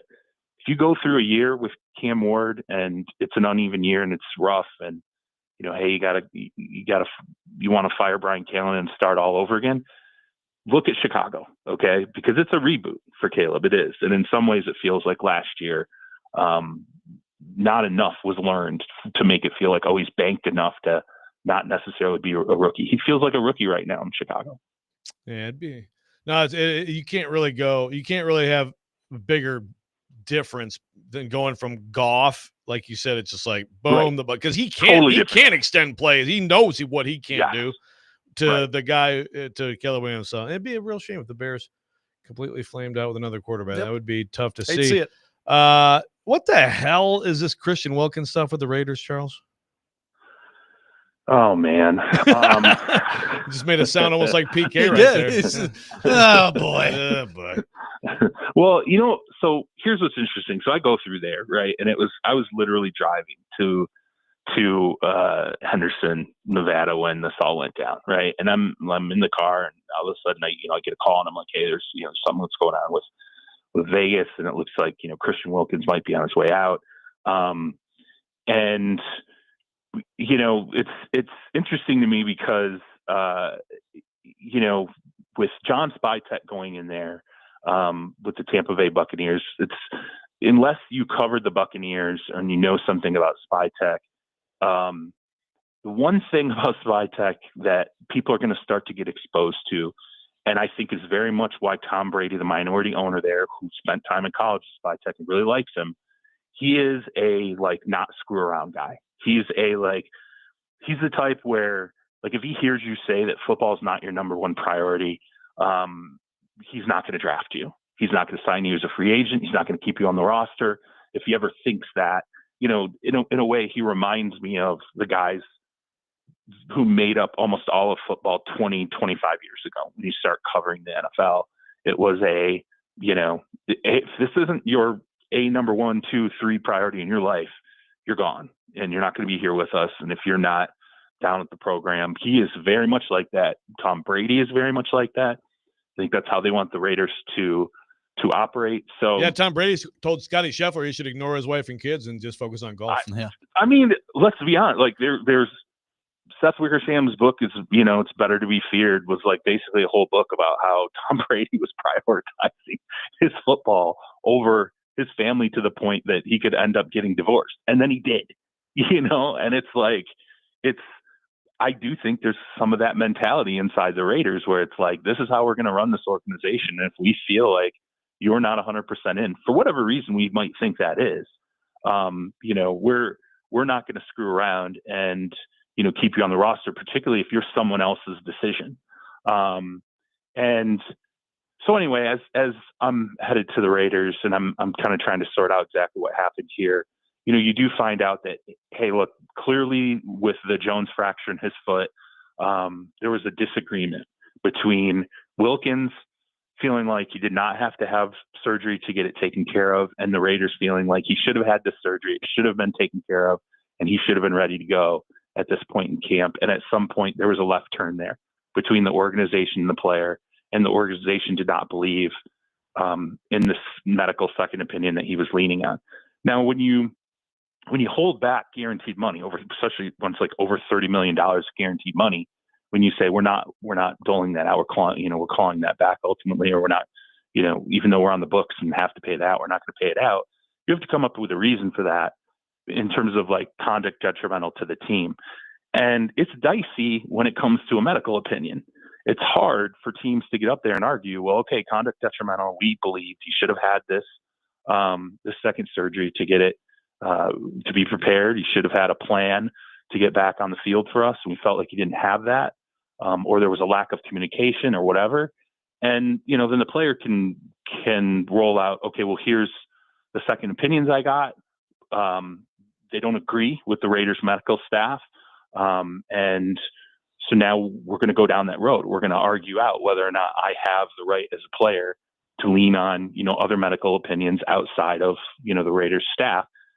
Teams can lose that. Now, what becomes easier for you to win is when you're like, no, he did these things as well inside our organization that counted as conduct detrimental to the team. So then it comes out, it's funny because the kind of way it initially comes out is very like subtle. Nobody's naming names, but hey, maybe he might have, done something to another player on the team. And it's like, hey, he might have kissed the guy on the forehead as a joke. Like, Robbie does that to me all the time. He never gets fired. So that just didn't compute for me, Right. So to me, I'm like, we're okay. supposed to say that.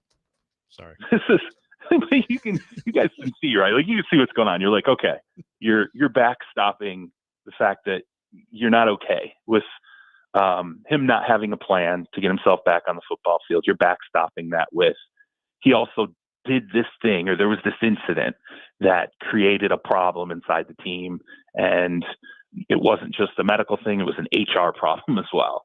And so you can feel them constructing sort of this case to go to arbitration and try to, win the money. But I will tell you, from when I got in there and I talked to some individuals about it, I just said straight up, what's the deal here?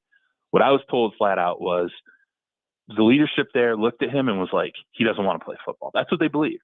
They believed that he didn't want to play football. They're like, you need to have a plan. It needs to be presented. There has to be a track for you to get back on a football field and be here and be ready to play at some point. And they felt like that never happened. And I didn't get a lot of details about it. I don't know. There's times where I can remember with like Michael Thomas and the Saints, when Michael Thomas ended up having a surgery really late that the Saints didn't expect. The Saints were upset because they felt like there was a lack of communication and an understanding of what he was ultimately going to do. Now they didn't cut Michael Thomas and try to keep money, but like this is that sort of same situation where you're like, was he just not telling them? And the next thing you know, he's like, hey, I'm not going to be there because here's where I'm at medically. And, and the Raiders are like, nope, we're not having that. But inside of that whole message, I was also told, somebody said to me, remember, this is a guy who's never played a single snap for Pete Carroll. He's never played a single snap for John Spytek. They're not beholden to this type of guy. And it might not have been a guy they would have signed, to that big contract a year ago anyway. So there's a lot wrapped up in this. And I think some of it is just shedding a player that they didn't want there, who's making a lot of money. In their mind, they're like, if you're making a ton of money, you're not a leader here. You're not going to be on the, field for us. And we don't feel like you want to be on the field for us. Okay, we'll oblige you, and we'll try to keep as much money as we can. So, Charles, we have a question from Matthew in Nashville on our text line who says, ask Charles how it feels to be Nostradamus with his prediction about Cowboy fans and Joe Milton through the first few days in training camp. Is he lighting it up? He's lighting it up out there, right? baby. The videos are everywhere. They got Milton fever down there? Told you guys. This is the most predictable outcome in history is as soon as Joe I saw the clips pretty early on. I was laughing. They're like, here's Dak in practice. Here's Joe Milton in practice. And I'm like, they're not even in pads. They're like running around in shorts. And you're like, okay, here we go. Like, this is how this starts. I appreciate somebody flagging it because I wasn't going to bring it up myself. But as I said before, this is the danger when you have a player who's big, strong, has a strong arm. It's fun to watch, goes out there and creates stuff and, kind of wows you. And you have an incumbent quarterback who people have complained, arm isn't that great. It's okay. Like, doesn't wow you, doesn't blow you away. Has had a bunch of injuries, including some lower body ones. They wanted to pitch Dak. Half that fan base, I feel like, has wanted to pitch Dak almost the entire time that he's been there. Going all the way back to Romo. There were guys in year, 2 of him being a starter. Year 3, people still talking about Tony Romo and what a mistake it was to move over to Dak. So, yeah, this doesn't shock me.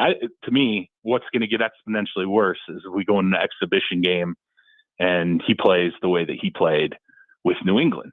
Because, I remember watching. It was fun. It was fun to watch him. And it's not going to take a lot for Cowboys fans to really make this a thing. If Joe Milton goes out there and has a couple good exhibition games and does that, out of structure stuff, shows off his arm. And by the way, I'll say this: I should not be dismissive because Joe Milton can get better as a player, right? Yes. He can get better. I can't deny that he could go out there and he could develop in a way that maybe I would not suspect. Remember when Dak went in as a 4th round pick, I was like, I don't know if this guy can start and be really be a. You're like, Connor Cook's going to be way better than that guy. I can't discount that from a raw talent standpoint.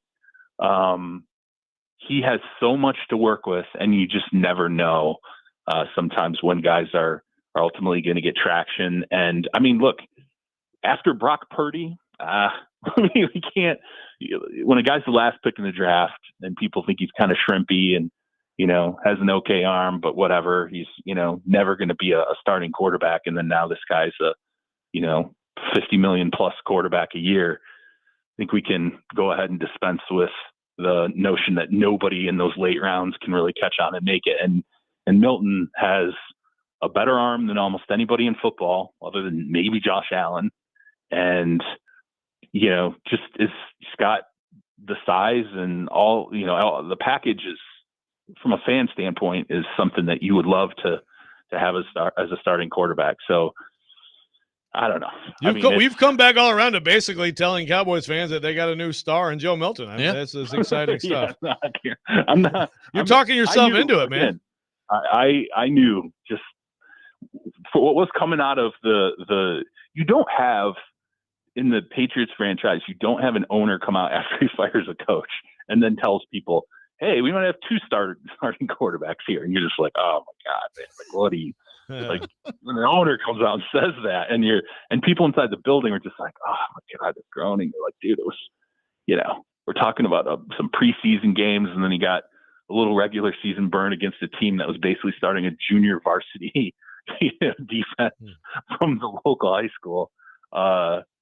It was, and another thing that plays into this too is like Cowboys ownership embrace that a little bit too. Like they will, Jerry Jones, Stephen Jones, they embrace the kind of exciting toy, right? When it comes to certain players, like they will add, they'll go and throw a pick at Jonathan Mingo because in the draft process, there were, people who thought that, hey, the raw potential here. They'll bring over Trey Lance.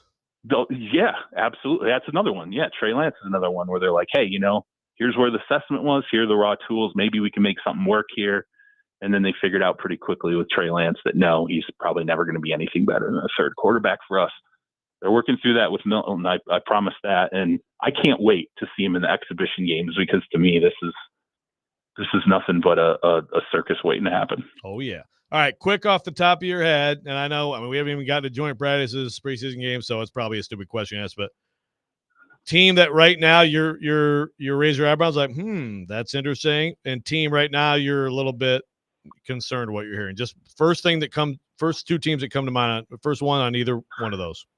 I'm going to try and operate on what my eyes have shown me. I mean, the 49ers are definitely a little more interesting having gone through there because, when you sit and you look at a team, and I'll try to keep this quick as possible. When you look at a team and you say, let me see the talent they've lost, you always tend to focus on who left the team and signed a multi-year deal elsewhere because that shows a commitment from some other team that says, hey, there's talent here that we can use. There's tread to burn. I mean, I think they might have set the league record with guys who left and signed multi-year deals elsewhere. I mean, so there's a real significant drain on the 49ers that I think is definitely troubling. And, being in there, I can just tell you, I think Kyle Shanahan is still not okay with it. I think he's still kind of grumpy about having to, coach a lot of new pieces, and they have a draft class where you're probably going to see like 6 or 7 guys really have to contribute out of that rookie class. And in some ways that can be fun. In some ways it can be total torture. And it's, John Lynch, the general manager, reached out to Sean McVay at one point, and he was like, hey, when you guys had to go through this and pump in all these young guys, how did you get through it?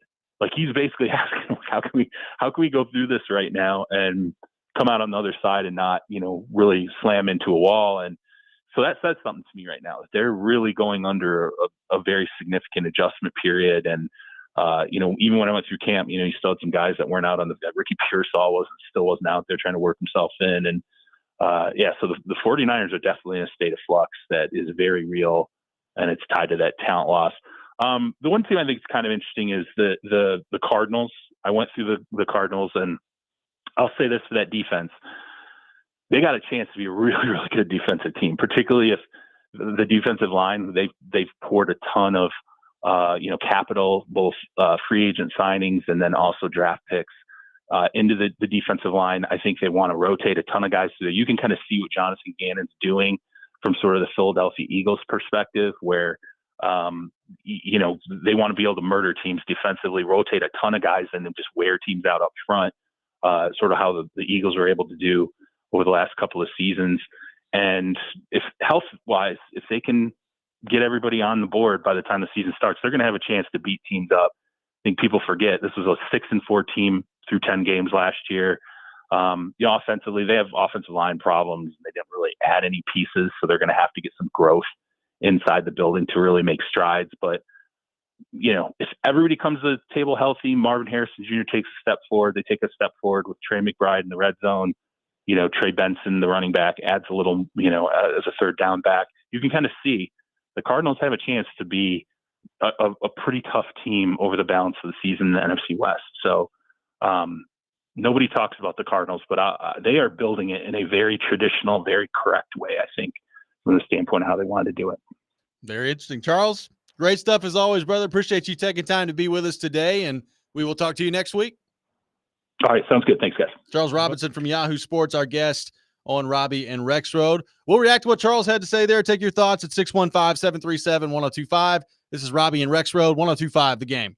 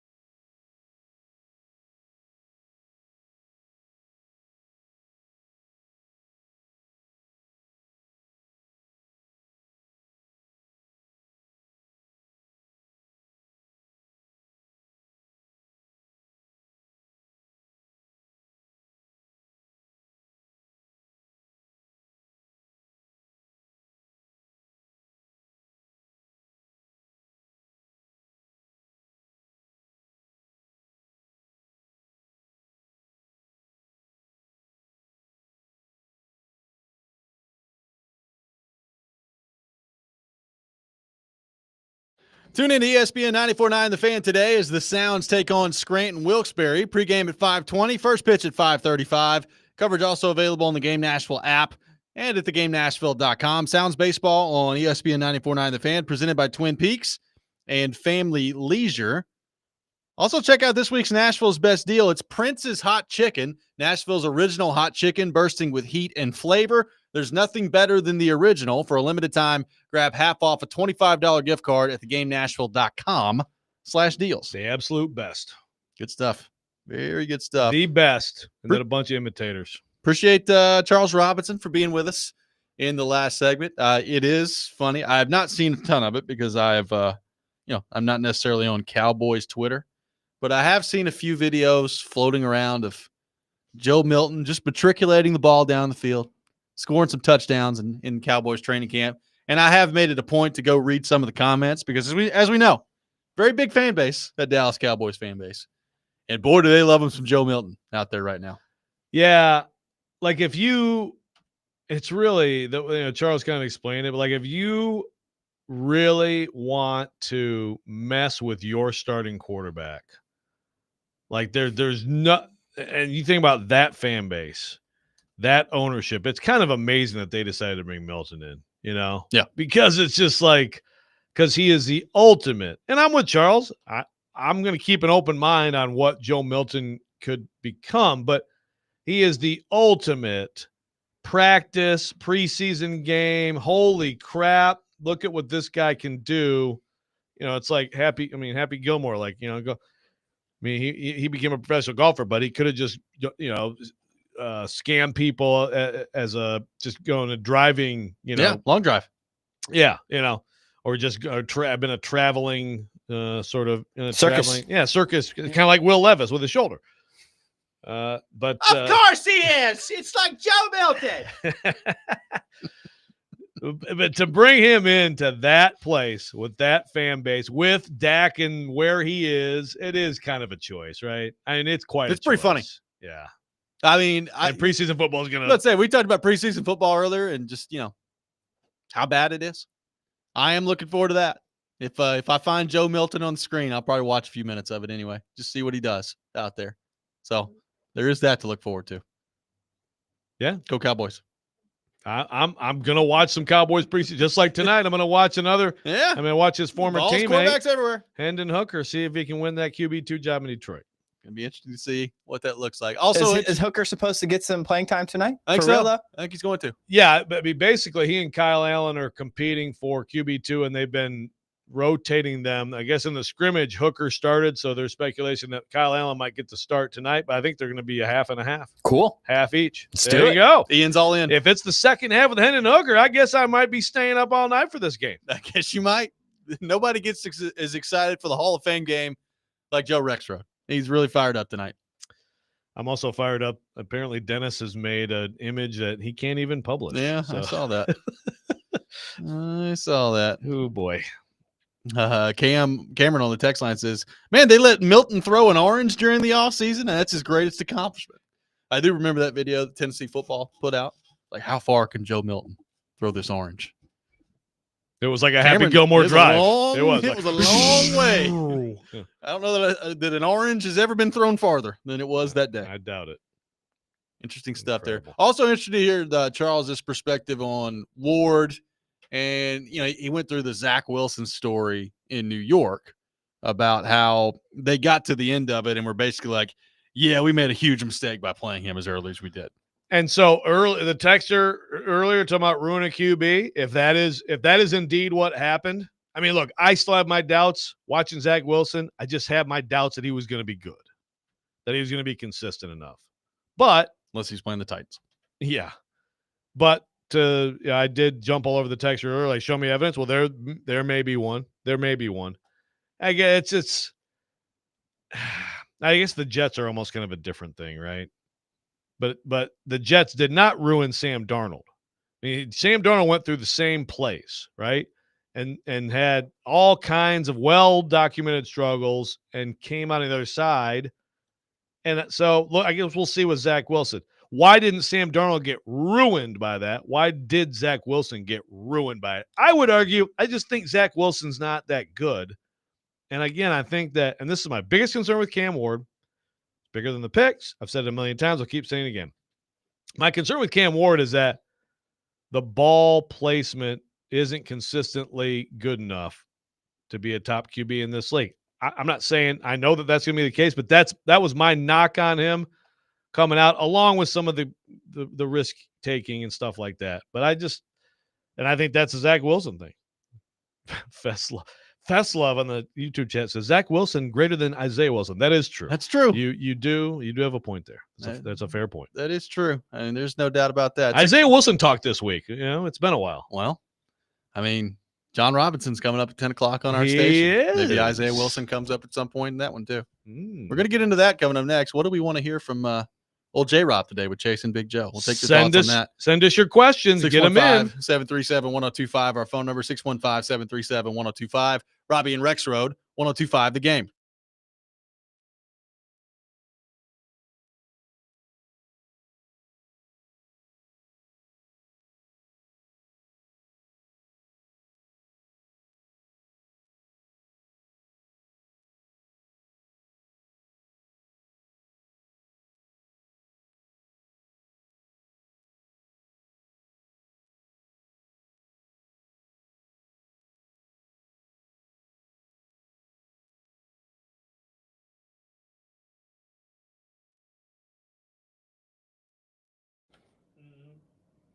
Hey, Robbie Stanley here. The Twin Peaks Fantasy Football Draft Party Package is available, and it gives league commissioners and its members an elevated, easy experience along with scenic views, made from scratch food, and the coldest beer in the game.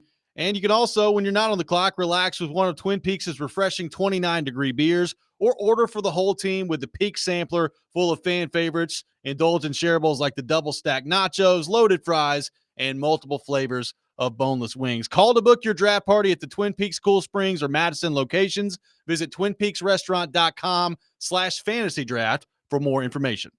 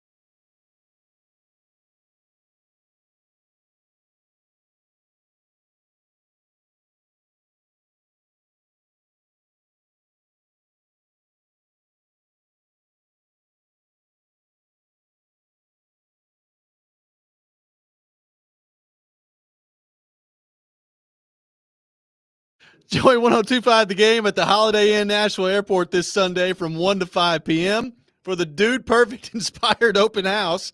We'll be on site giving away Dude Perfect tickets and Nashville Sounds Family 4-packs, plus games, prizes, and body armor as well. Tune in for Titans player interviews and the latest updates on camp as the team preps for the 2025 season. Coverage of Titans training camp presented by Mazzaro and 12 South and Parman Energy Group.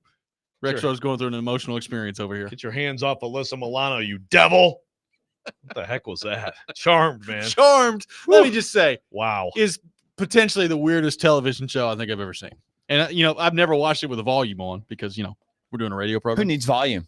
But it's when Alyssa Milano's on TV. But, I mean, Rexrode certainly doesn't. Grace. But, One saving grace of that show. Man, there's some weird stuff that goes on in Charmed. Boy. Yeah, it's like a show that relies quite a bit on special effects and yet has no budget for special effects. From the year 2000. Yeah. It's good stuff. Good stuff out there. John Robinson will be joining Chase and Big Joe today at 10 a.m. Live and in person on the program. So looking forward to that interview coming up later today. So we asked for people to submit their questions, and we have no questions. You have no questions for John Robinson? Yeah. Nobody has any? Here is one serious question that I have that Okay. I'd like them to ask. So I hope they're listening. So John Robinson doing this interview, that's awesome. Definitely will be tuning in. He's also, you said you heard him on a podcast? He's done a podcast a few months ago. I can't, remember where it was. And we saw him on NFL Network. He was on NFL Network for a few days. So, Good Morning Football. Yeah. So pretty clear at this point, then I think we can say John Robinson has decided, and I think for a lot of us in the media, there have been check-ins at different times and very much reluctance on his part to really be in public in any way. He clearly, there is a strategy right now to become more public. My question that I would like one of them to ask him is, okay, John Robinson, you are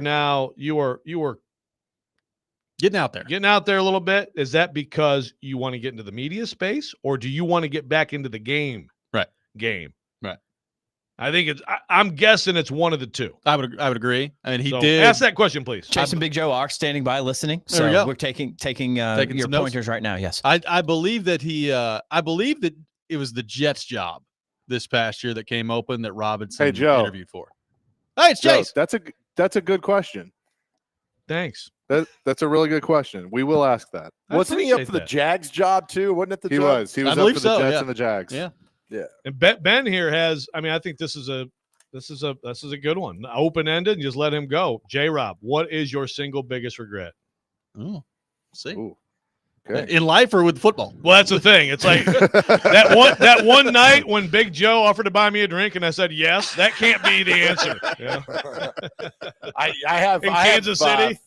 I have photo proof of that night. You know. I remember it's it. a great photo.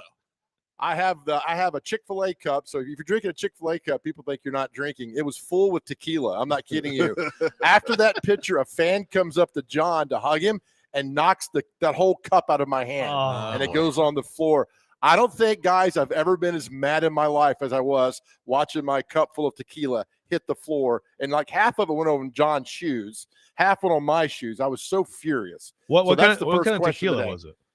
I'm cheap. Cuervo. It's all right. Very simple. Okay. I'm a cheap guy. It makes me feel a little bit better about it.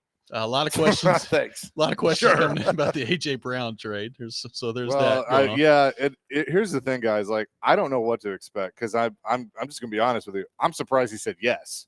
So, yeah. But I don't really know where this is gonna go. But I appreciate him giving his time, and we'll see. Looking forward to it. Coming up at 10 o'clock on the program. Thanks, fellas. Appreciate it. Thank you, buddy. Yep. Absolutely. Weston Hermit is asking, what are the chances J-Rob will wear his hat backwards? Oh, boy. God, I hope he turn does. those hats Turn around. that hat around and let's go. I hope everybody should turn that means you're serious. Turn your hats around, and now you're serious about this interview. I like it. How does it feel? Yeah, I mean, some of these questions are like, how does it feel you're responsible for this disastrous roster we have today because of your bad drafts, John Rob? Like, I'm sure he'll be thrilled to answer that. Yeah. John, how bad were you as a GM the last year? It's not going to be – I mean, you got to be strategic with the questions, but I do think some good questions about the tenure and what changed maybe. Yeah, the regret thing is a good one. It's a good open-ended question. Let him take that wherever he'd like it. Your football regret. I know people get mad when this gets pointed out because of how it ended. And trust me, I'm aware it ended very poorly, right? And the A.J. Brown trade, like that's one of those things. Like that's the type of trade as a general manager, Joe, that somebody makes. And you look back, and that's basically what like defines your whole career, right? It's like, yeah, that's the guy that made the A.J. Brown trade. So I understand that. It's also like probably, in my opinion, unquestionably the second best general managing job in the history of the Titans, right? Exactly. Like, I mean, Right. There's Floyd at number one and the run that they went on when they first got here. And then it's John Robinson, and I'm not sure anything really else is particularly close to it, right? Like it's those two runs. Absolutely. I mean, what he did from 2016 to build them into the best team in the AFC in 2021, and a team that 2 years earlier went to the AFC Championship game. I mean, that he did those things too. So sometimes it's complicated. I mean, someone's asking how much did Amy and Vrabel know about the AJ trade? So I mean, I guess the suggestion is he snuck that in on everybody. I mean, obviously that's not the case. Everybody knew. He was the GM. We've actually had this argument a little bit with Chase and Big Joe. Amy Armstrong is the owner, so that's always the case. The owner is always ultimately the final say. But like that trade goes on John Robinson's record. Yeah, he made the trade. Yeah. Why are you cutting us off early? I thought we have another minute. We don't have another minute. What's wrong? Look at Nick Frazier. Just wants us the hell out of this room. Look at him. All right. That's gonna. One more question. Which Allman Brothers album do you like best? Is that where they're going to lead off? I want to know, what is your favorite box set in your record collection? Okay. That's going to do it for us today on the program. John Robinson coming up at 10 o'clock on Chase and Big Joe. You're listening to Robby and Rexrode. You're on 102.5 The Game.